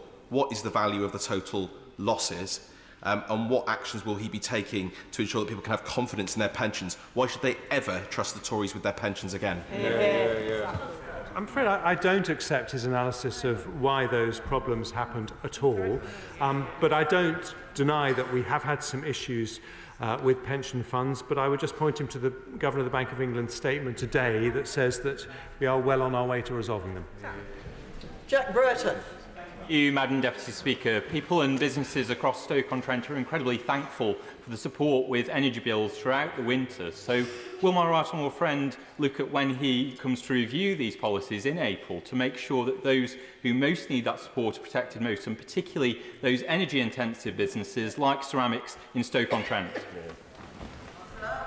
Well, my honourable friend will be pleased to know that I've already had discussions, extensive discussions with my Treasury officials about the needs of energy-intensive industries, and we're very well aware of those issues. Jess Phillips. Thank you, Madam Deputy Speaker.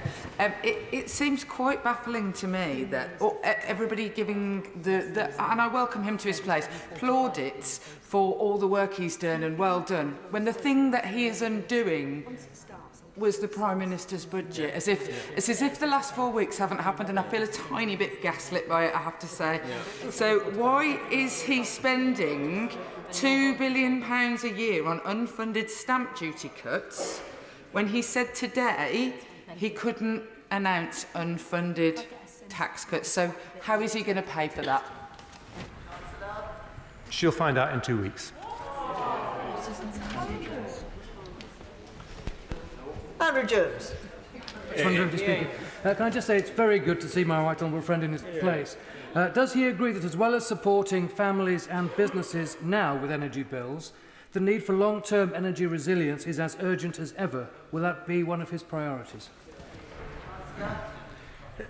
It will, not just my responsibility, but that of the whole government, because I think good government is about fixing long-term issues as well as dealing with short-term crises, and that is definitely a very, very important long-term issue. Jeremy Corbyn. Madam Deputy Speaker, we live in a deeply divided country and a deeply divided society. There are more poor people than ever, there's more people accessing food banks than ever before, and there are more children growing up in absolute poverty and, as a result of that, not achieving their best in life. Twice he's refused to answer the question about whether he will raise benefits in line with inflation. For a third time, can he please assure those people who rely on benefits for their very existence that they will be increased at least in line with inflation to tackle the appalling poverty that so many people face? Well, I respect the right honourable gentleman for pressing me on that issue, because I understand how important it is. And let me say to him, the reason I'm not able to give him the answer he seeks is because I'm not giving that answer on any area of spending or any tax policy. The situation we face is extremely grave, and we have to look at these issues in the round.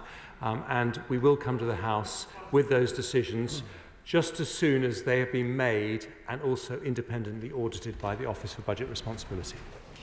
Laura Farris. Speaker, I welcome the rapid grip my right honourable friend has exerted on the public finances. It's been reflected throughout the day by the rally in sterling and gilts. But can I seek clarification of his comments on investment relief? Will he maintain his commitment to seed enterprise investment schemes focused on science and technology? They are thriving sectors in my constituency, and as he alluded to, they are the engines of our future economic success. Well, I ran a small technology business for 14 years, so it's very much where my heart is. And I think there's a massive opportunity for the UK to create something a bit like the City of London, something that can really pay an enormous amount of corporate tax for many, many years to come. So I just want to say to her now, although I can't give her the answer, I am determined to grip that opportunity. Pete Wishart. If the Chancellor would like to take this opportunity to concede that he is now the de facto Prime Minister, and it's he that calls the shots in government, and what must be the most bizarre and surreal coup in political history. But I'm wondering, in this new role, does he think that the current Prime Minister is a help or a hindrance to his economic objectives? Look, I just say this. It is the most challenging form of leadership to accept that a decision you have made has to be changed. And the Prime Minister has done that, and she has done so willingly because she understands the importance of economic stability, and I respect her for it. Ian Levy. Thank you, Madam Deputy Speaker, and I welcome my right honourable friend to his place. Would my right honourable friend please give the constituents, my constituents of Blythe Valley, an assurance that this Conservative government will continue to support the most vulnerable in society with their energy bills in the months ahead? I will absolutely give that assurance, and I will say to him his own background is in mental health, and he understands just how vulnerable people can get, and those concerns will be topmost of our mind. Grant Davis. Yes, will the Chancellor, before he goes on a spending cut spree of public services, look at the analysis in today's Financial Times that says for every £1 invested in the NHS, it generates £4 in growth?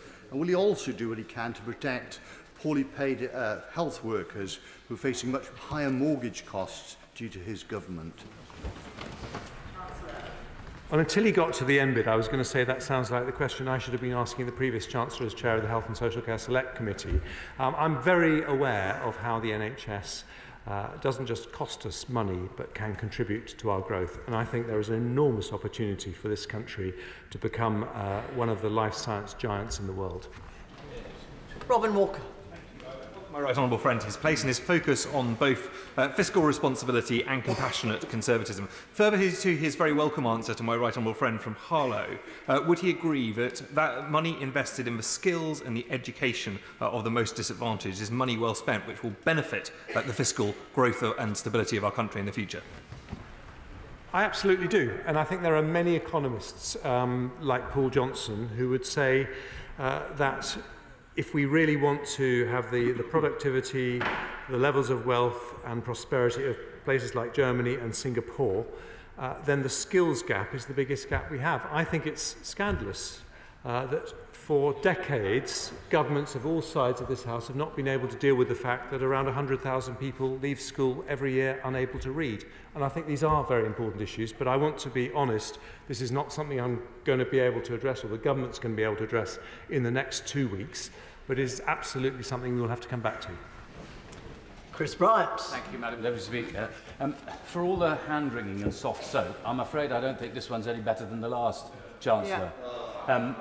Well, he's been present at all the failures over the last 12 years. The failure to invest in the NHS, the failure to make sure that we had PPE in time for a pandemic, the failure to deal properly with the invasion of Ukraine and the annexation of Crimea. In 2014, and all of these things, he he has been there at the scene of the crime. And the biggest problem is we will now have, as a result of 12 years of Tory economics, we will have the highest tax take in our history, and still the highest borrowing in our history, and probably the largest tax cuts in our history.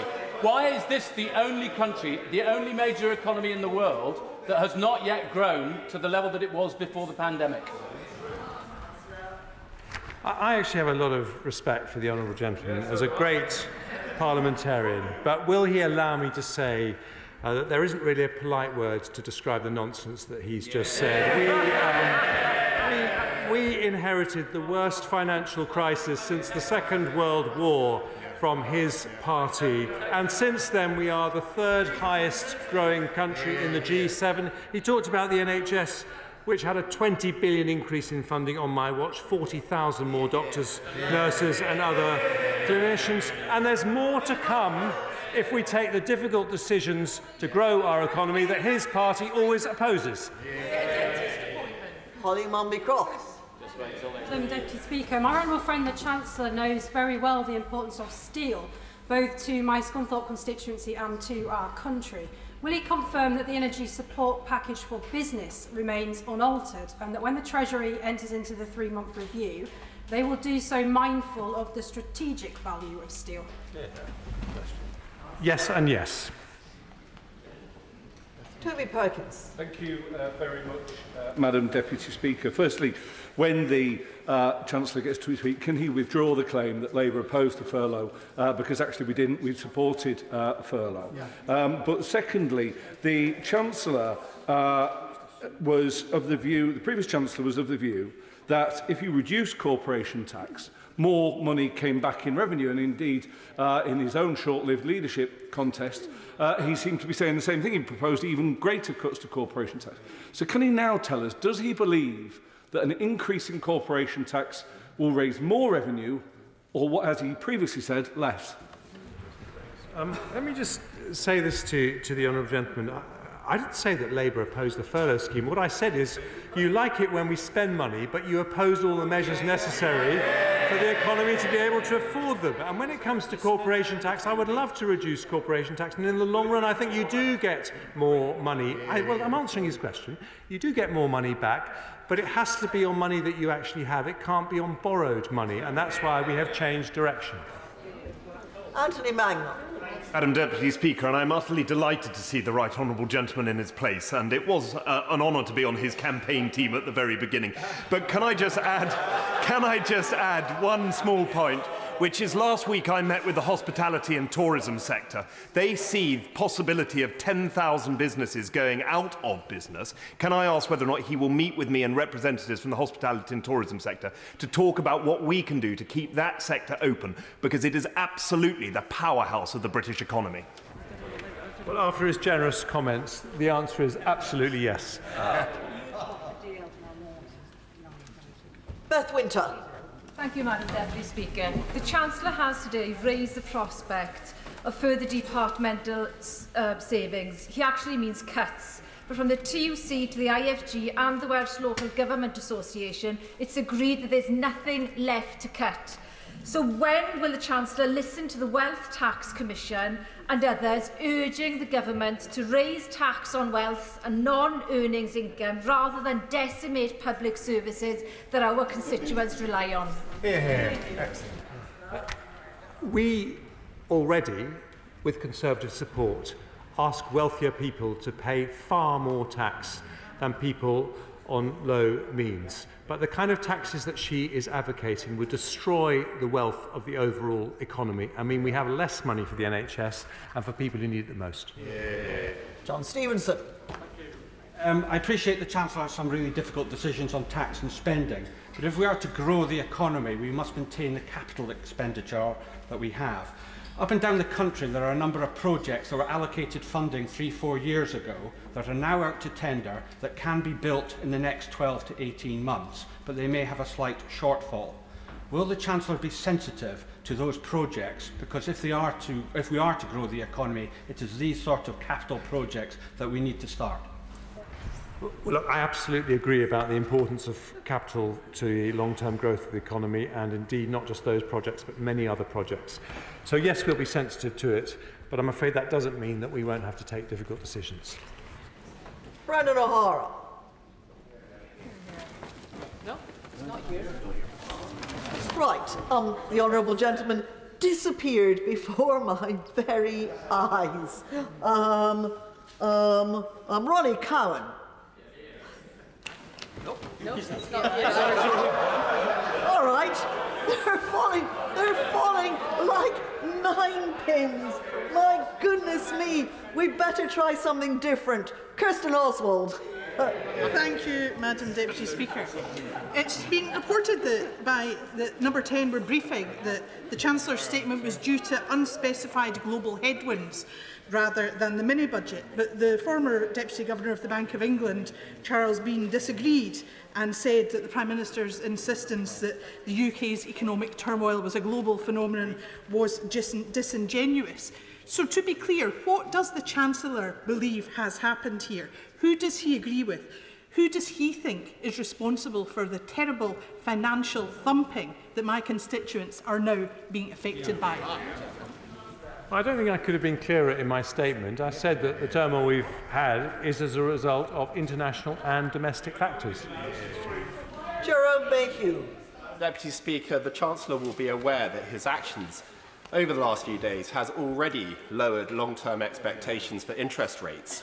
So can my right honourable friend set out for the House what impact he anticipates that will have on mortgage rates in my constituency of Broughton and across the country, as well as on the government's ability to fund future services?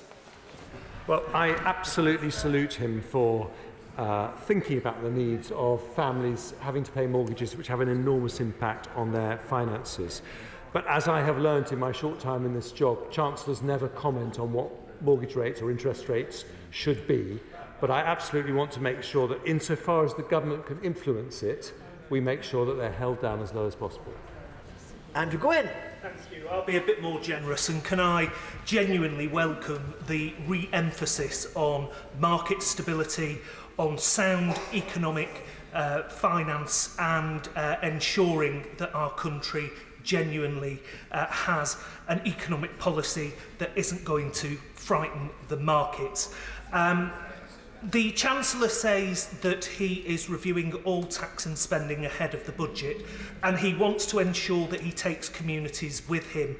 Can I just impress on him the very real damage that was done in lots of communities across this country that one might call the red wall seats, but not all of them voted for the Conservatives in 2019, through the cuts to local government, 60 pence in the pound.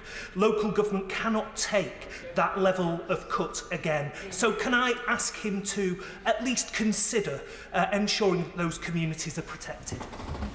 Well, I'm not making any commitments on individual areas of any tax or spend, but I absolutely do understand the pressures faced in local government, yes.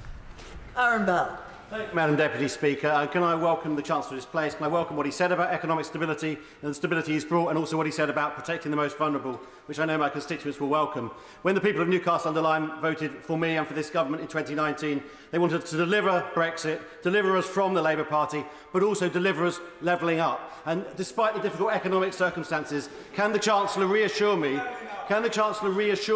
that this government will continue to spread opportunity and growth and investment across this nation? I'm absolutely delighted to give that assurance. I think that it's a fundamental part of the Conservative philosophy that economic opportunity should be evenly shared across the country, and we accept that it isn't at the moment. Alistair Carmichael. The Chief Executive of the Scotch Whisky Association made the point this morning that time after time, freezes in spirits duty has delivered more revenue to the Treasury, contrary to all the forecasts from the Treasury. The Chancellor will know that that is correct. So why does he think it would be different this time? Well, I will happily take that piece of wisdom away to the Treasury and ask them to relook at the figures, but I don't think it's likely they would have advised me to take the measures that I took today if that was the case. But I will go and ask them to look at it again. Peter Aldous. Thank you very much, Madam Deputy Speaker. I welcome my right honourable friend to his new role, and I commend him for the prompt and decisive action that he has already taken. He has rightly said that the government wished to protect the most vulnerable, and with this in mind, taking into account the parameters that he has already set out, can I urge him, as soon as practically possible, to confirm that benefits will be uprated in line with inflation? In doing so, he will be removing a burden of worry and anxiety that is hanging over a great many people in this country at the current time. Well, that issue has been raised by a number of colleagues from across the House, and as I said previously, I thank him for raising it. I understand how important the issue is.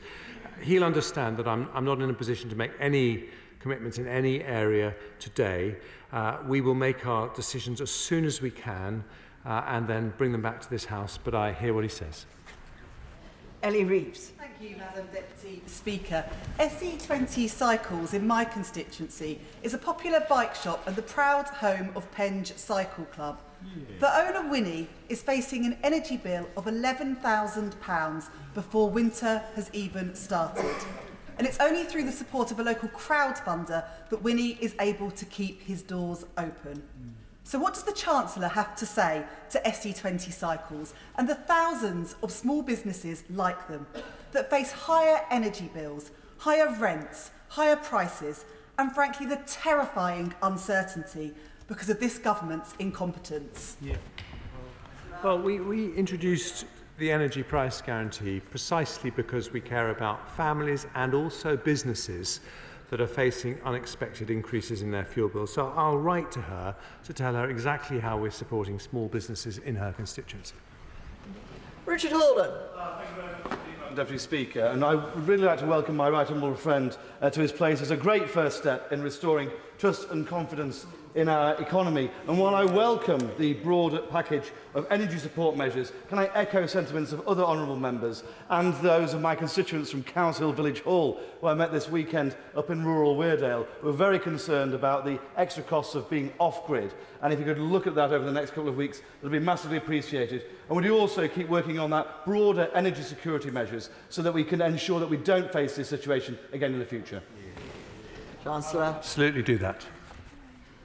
Gavin Newlands. Brexit merited not one mention in his statement, because the truth is, Madam Deputy Speaker, that this economic crisis was baked in when his party committed to a hard Brexit. It was just a matter of when, although the Prime Minister substantially brought that forward. The then Member of Parliament for South West Surrey said that service levels and investment in public service would be massively impacted by Brexit. So did the Chancellor agree with the then Member for South West Surrey?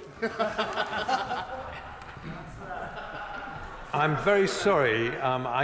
No, I missed the last part of his question. And so I want to give him... I'm not sure if he's allowed to say it again. But on the first part of his question, I would just simply say that when it comes to Brexit, the UK grew faster than the Eurozone countries since 2016. So I don't accept his analysis. James Morris. Thank you, Madam Deputy Speaker.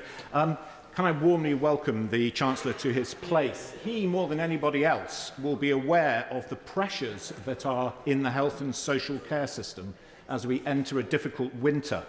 And would he be able to give reassurance to the people working in the NHS and to patients across the country that he will maintain levels of funding necessary to cope with those winter pressures and also cope with the challenges which the health and social care system will face in the future?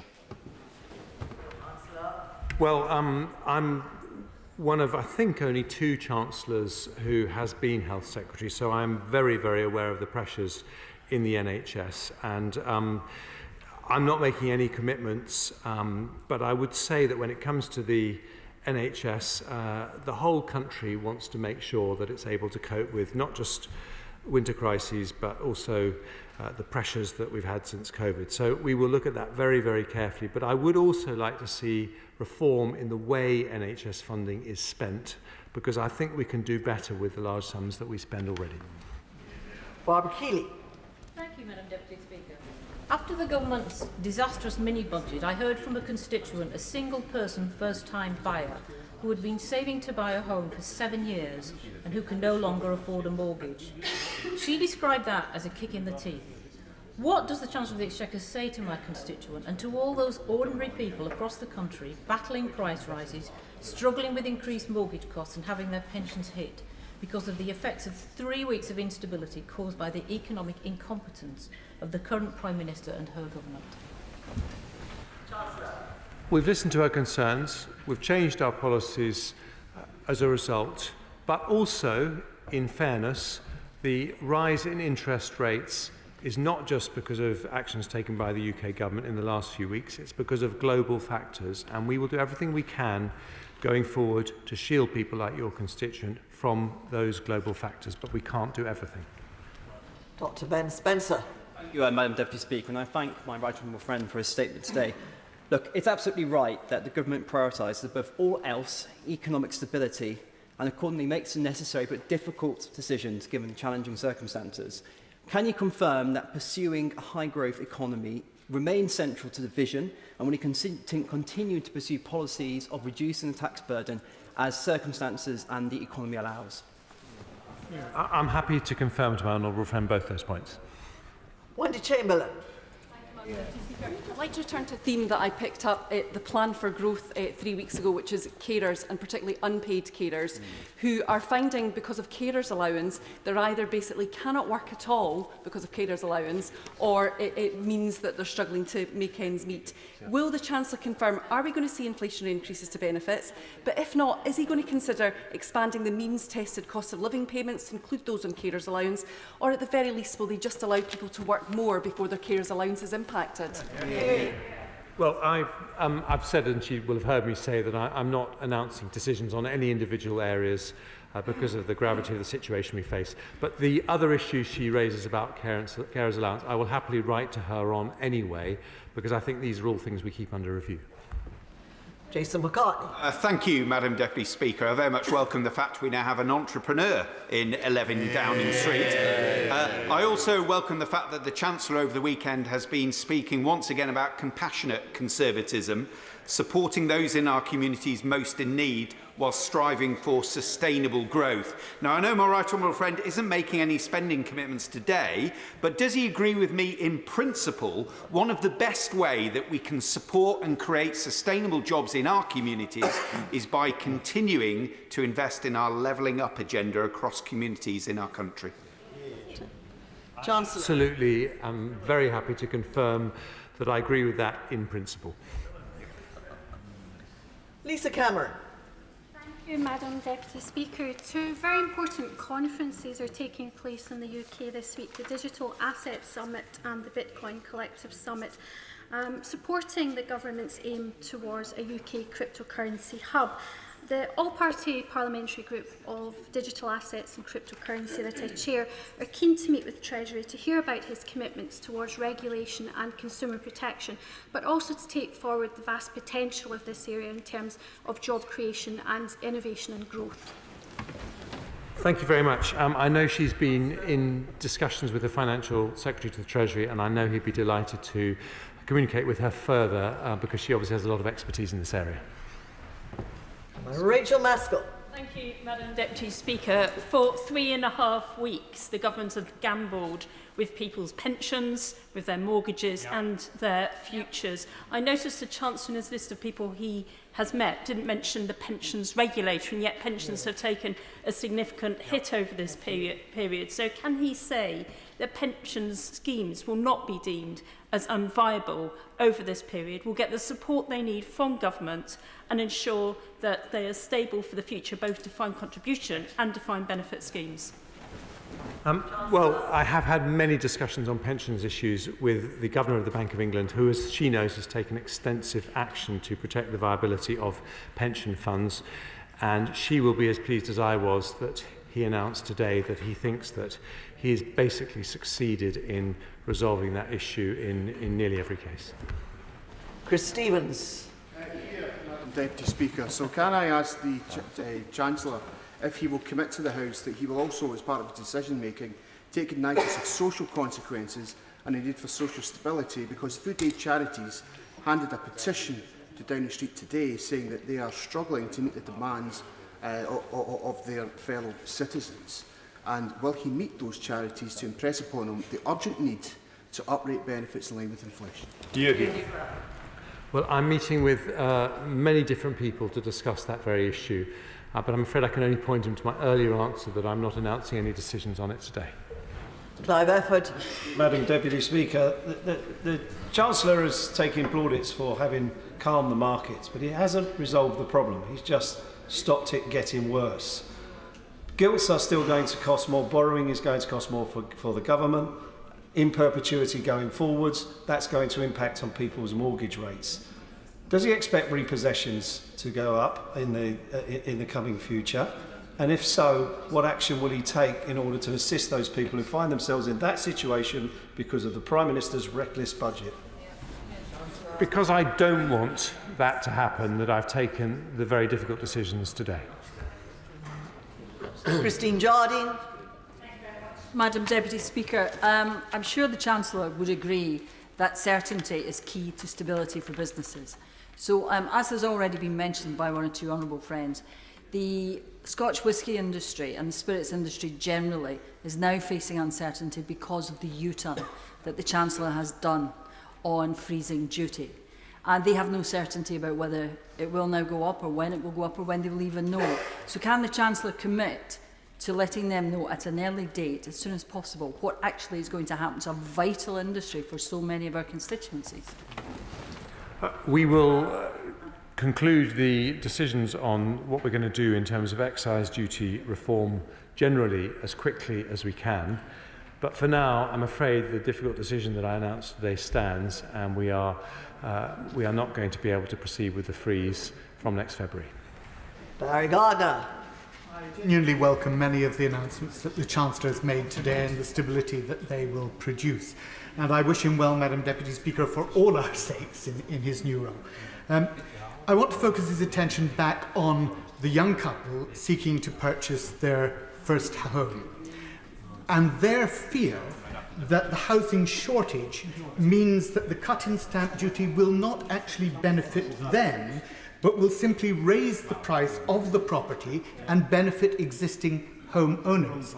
Or has he managed in the last 24 hours and his party to abolish the law of supply and demand? No, I haven't, and we recognise the need for more housing and the problems in the planning system, and they will be top of our mind as we announce reforms to restore economic growth. Cherry. Mr. Speaker, last month I pressed the Government to commit to extending the short-term energy price support announced for business and said they couldn't afford to wait for the 3-month review because they need certainty.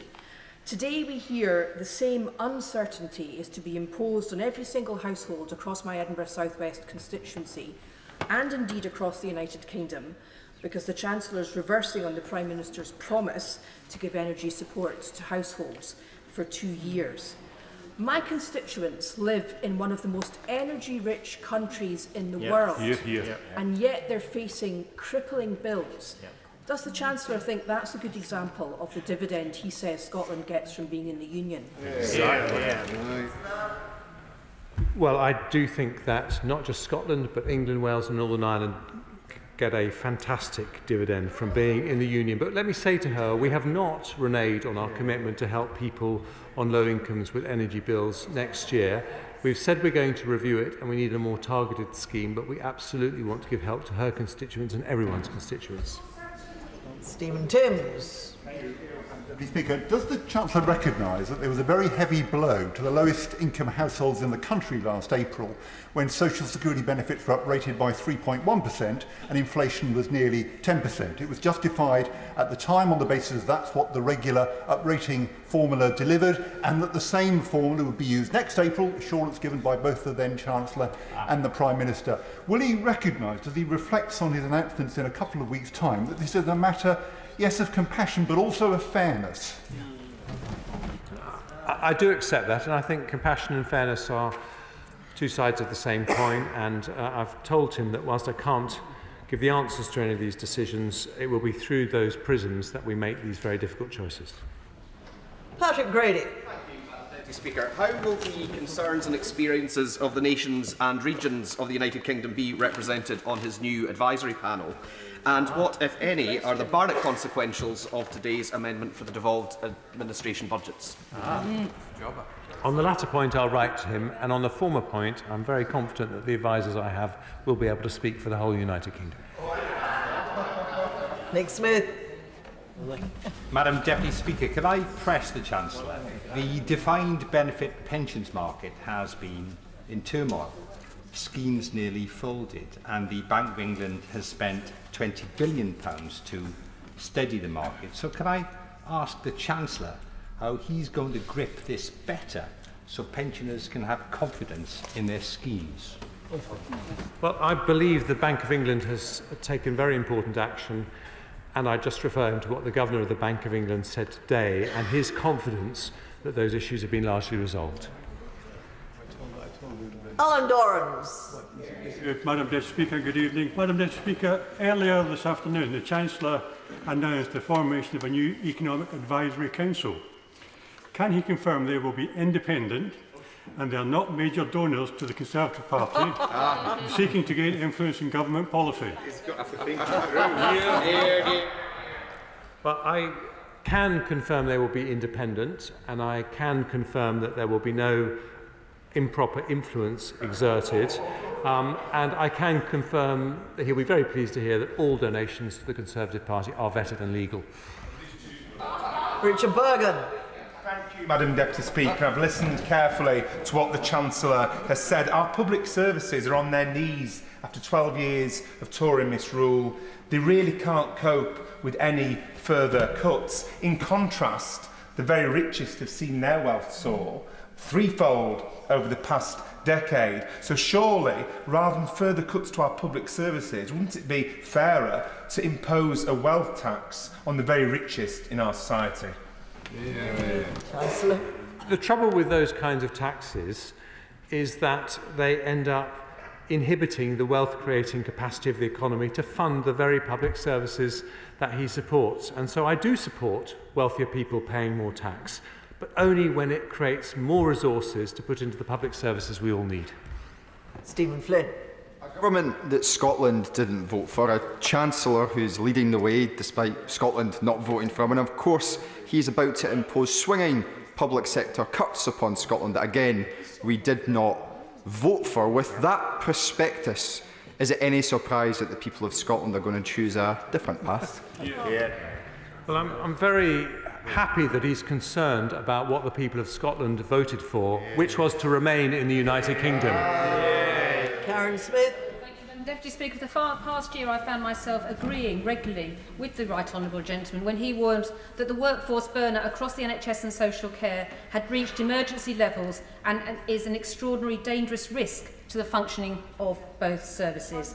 Does he stand by that assessment today, and will he now be supporting an independent workforce plan? It's very difficult to uninvent or unsay things that you've said on the floor of this House. I'm not going to make any commitments today, but let me say that in my time as Chair of the Health and Social Care Select Committee, I learned a great deal about how the NHS functions, as I did indeed when I was Health Secretary, and I hope that will be useful to me in my role. Patricia Gibson. Thank you, Madam Deputy Speaker. The dog-like devotion that the Tory branch office members in Scotland have for their London bosses was hopelessly exposed when they urged the Scottish Government to follow the disastrous tax plans of the soon-to-be former Prime Minister. Hours later, the same branch office members applauded October's Chancellor's abandonment of those plans in a desperate effort to stay on script.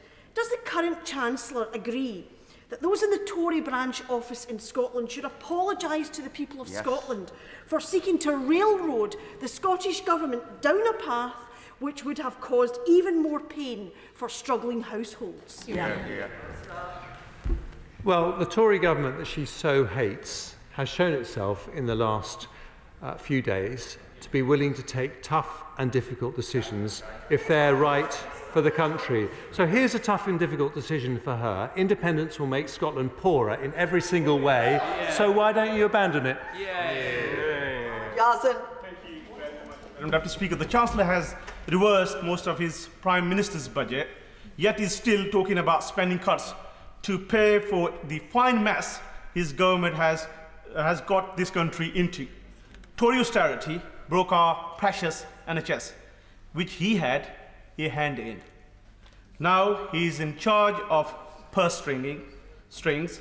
Will he put his money where his mouth is, invest in NHS, implement the workforce plan he knows is desperately needed? Well, before I was Chancellor, with great respect to the Honourable Gentleman, I think I did put my money where my mouth is, because when I became Health Secretary, we were funding the NHS at the OECD average, and now it's the 5th highest in the OECD. So I've started to fix years of disastrous Labour underfunding. Jim Shannon.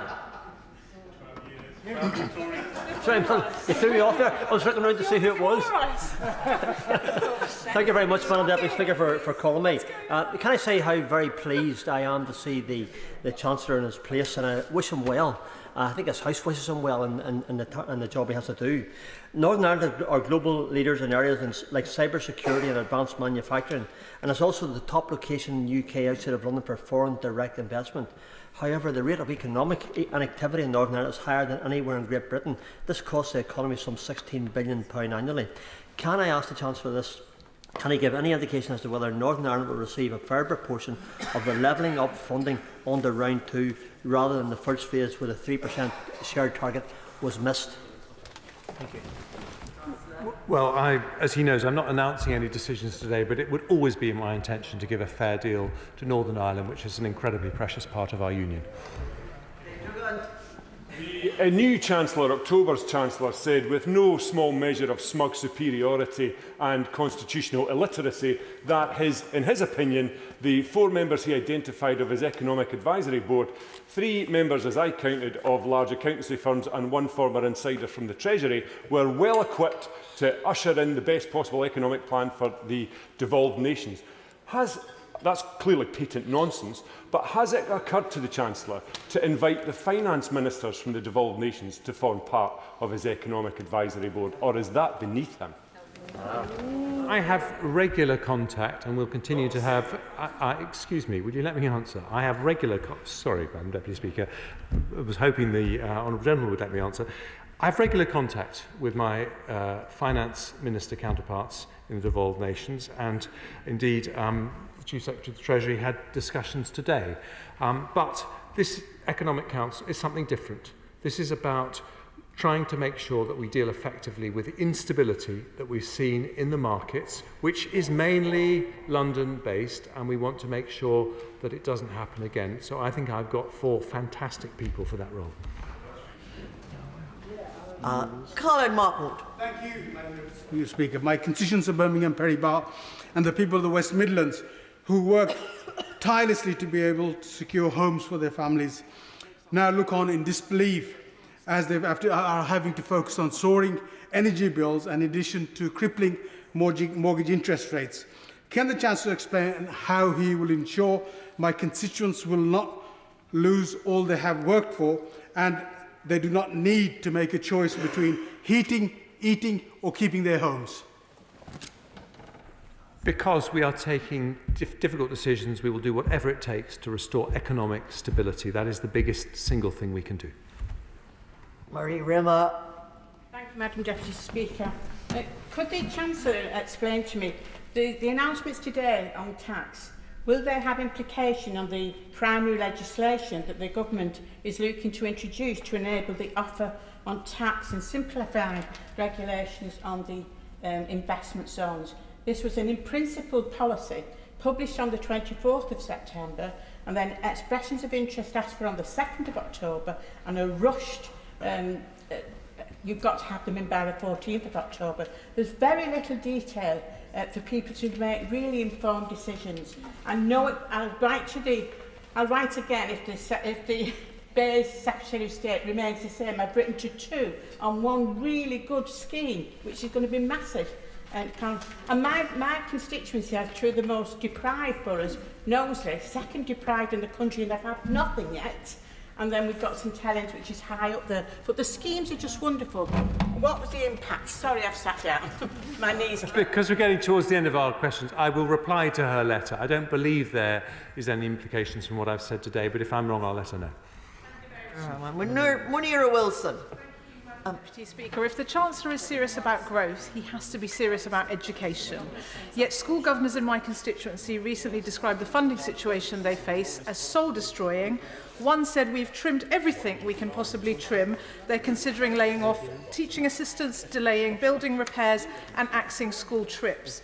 So could the Chancellor of the Exchequer tell parents and teachers in my constituency what else he wants schools to cut to pay for the Prime Minister's economic incompetence? Well, I want to do everything I can to protect our precious public services. I totally agree with her about the link between education and economic growth, but I also think it's about social justice. I want to have fantastic schools for all our children, from whatever their background. That's why I've taken the difficult decisions I've announced today. Cat Smith. Thank you, Madam Deputy Speaker. And I know the Chancellor has already performed quite a lot of U-turns today, but can I invite him to make another U-turn, specifically on fracking?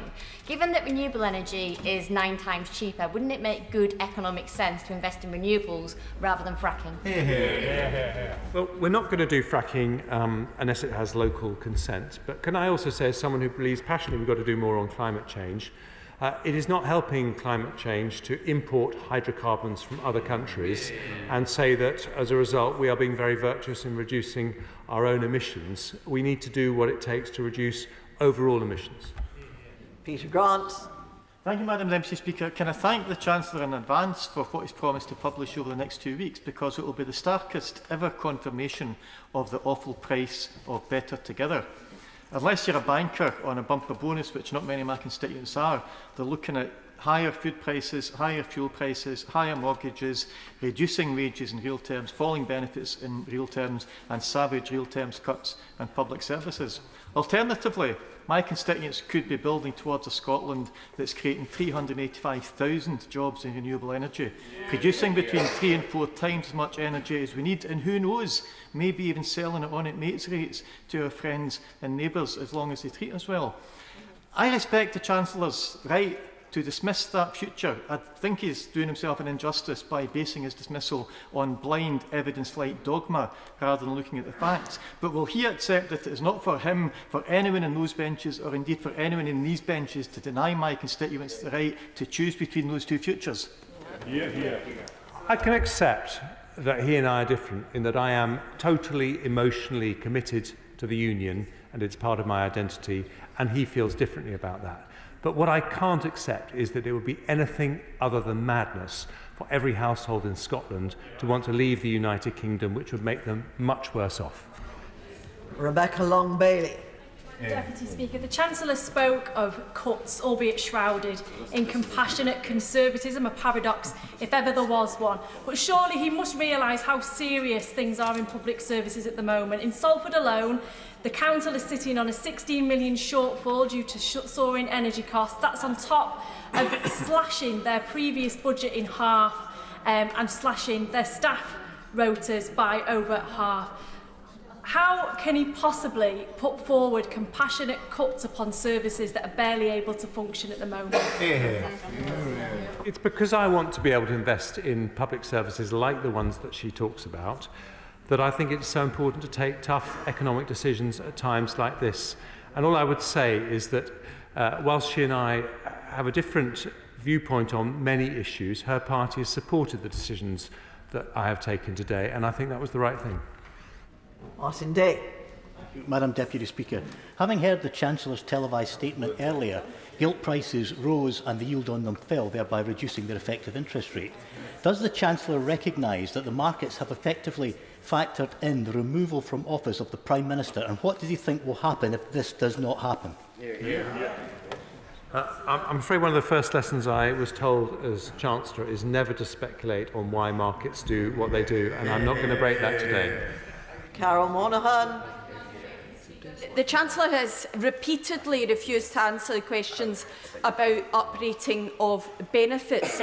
But with the Resolution Foundation briefing last week that they expect 2 million more people to be pushed into absolute poverty, can he guarantee to the House that any attempt to balance books or to steady the ship, or whatever other expression we're going to use, is not going to be made at the expense of those that are already struggling?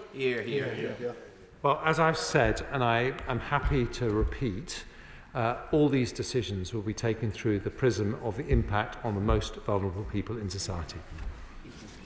Sam Tarry.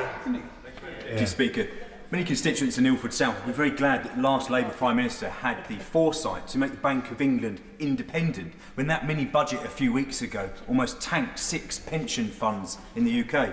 Madam Deputy Speaker, what I'd like to know from our new Chancellor today is what he's going to do when there's at least one more that is still at risk to ensure that pensioners in Ilford South and the millions across the country who are not only angry but frightened can seek those reassurances from the new Chancellor that you will do something concrete to shore up pension funds, not just over the next few weeks, but the next few years. I think we've had very decisive action from the Bank of England to do exactly that, and I hope he's encouraged by what the Governor of the Bank of England said today about his belief that he has largely solved those issues. And finally, the prize for patience and perseverance goes to Daisy Cooper. Thank you, Madam Deputy Speaker. I think I now know what it feels like to have the knees of the Honourable Member for Strangford. It's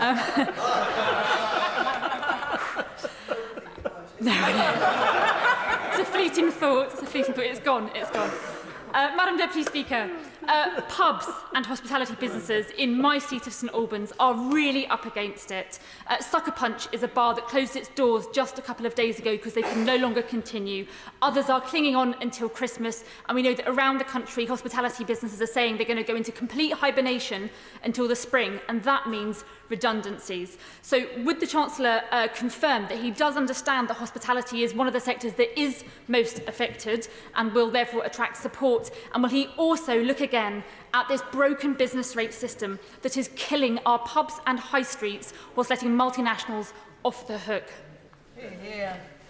Well, I think another of the promises that I now vainly wish I hadn't made in the summer as to policies that we should do is a fundamental review of business rates. So I have a great deal of sympathy for her on that front, and I will happily look at those issues. I don't want to promise that we're going to make any progress in the next 2 weeks because there's so many other things we have to consider, but what she said has been well heard, and I too congratulate her for her patience. Thank you. Thank you. That concludes the statement. I thank the Chancellor for taking questions for a whole 2 hours. Perfect timing. We now come to the presentation of a bill by Mr. David Linden. Benefit cap, report on abolition bill.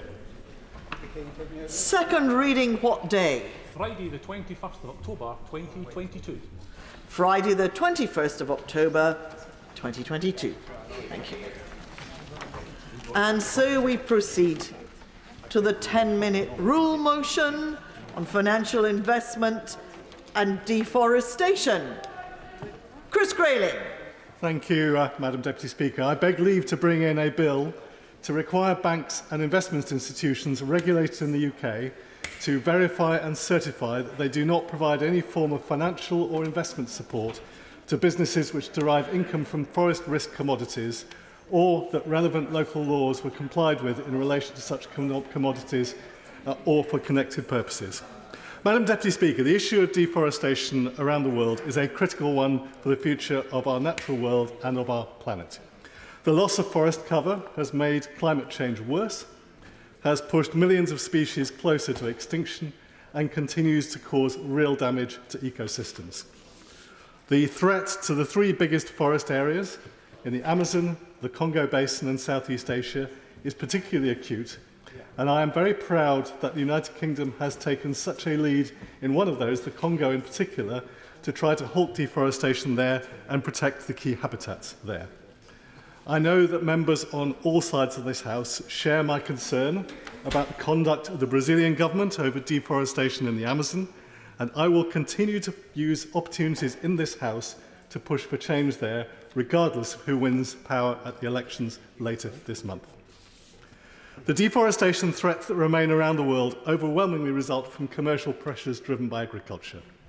Forests are being cut down to make way for palm oil plantations, for soya production or for cattle ranches. In some places, like Costa Rica and Gabon, governments have put a brake on deforestation. That is hugely welcome. But in too many places, illegal deforestation is still destroying the natural world. I am proud that this country has been at the forefront of creating legislative frameworks to help address the commercial exploitation of forest risk products. The Environment Act, Madam Deputy Speaker, creates the first real framework to require UK businesses to know where their supplies are coming from and whether or not they come from areas affected by illegal deforestation. Though I have to say, I would say to ministers that I think they need to move faster than they have been in putting the necessary regulations in place to back up the Act. But what we've done should make it much harder for UK retailers to end up selling products from areas where illegal deforestation has taken place. But, Madam Deputy Speaker, more than that has to be done, and that is what this bill would seek to achieve. Because solving the problem of illegal deforestation is not just about identifying where agricultural products originate from, or about the sustainability of otherwise the supplies of commodities like timber. It's vital to follow the money as well. And that is where we need another round of change. Now, I think we should all be proud that the United Kingdom has one of the tiny number of major financial centres around the world. The City of London is probably the most important part of our economy today, generating profits that bring taxes to the Exchequer and help for pay things like the National Health Service. But it's also a place where deals are done that affect countries around the world. So it is a place where corporate responsibility is of exceptional importance. I do want the City to provide financial resource and advice to investment projects around the world and to corporations around the world. That's a given, and the City does a good job of it. But in doing so, the institutions offering those services from the United Kingdom also need to be mindful of the impact that the finance they provide has on the communities, countries and the environments they work with. And although the clearance of an area of rainforest is often carried out at a local level by people creating a new farmland area, rather than by the big corporations themselves, it is those corporations that then arrive to buy the products of that illegal land clearance. Now, the government is rightly requiring retailers to know where products like soy and palm oil come from, and that they do not sell products that are sourced from illegally deforested areas. But it's also got to be right that those financial institutions that bankroll those big corporations also apply a similar standard to the investments that they make, to the banking services that they supply, or to the shares that they purchase. Now, over the past couple of years, the government's Global Resource Initiative Task Force has looked carefully at this issue, and I commend ministers who have been involved in setting up that initiative. It found, though, I'm afraid, Madam Deputy Speaker, that the UK finance sector lends and invests directly and indirectly in forest product supply chains where issues genuinely exist. And although it found that there's no overall figure for the UK finance sector's exposure to forest risk ventures, it clearly identified that the support being provided to companies, sectors and financial institutions with high deforestation risk amounts to hundreds of billions of pounds of financial support and investment.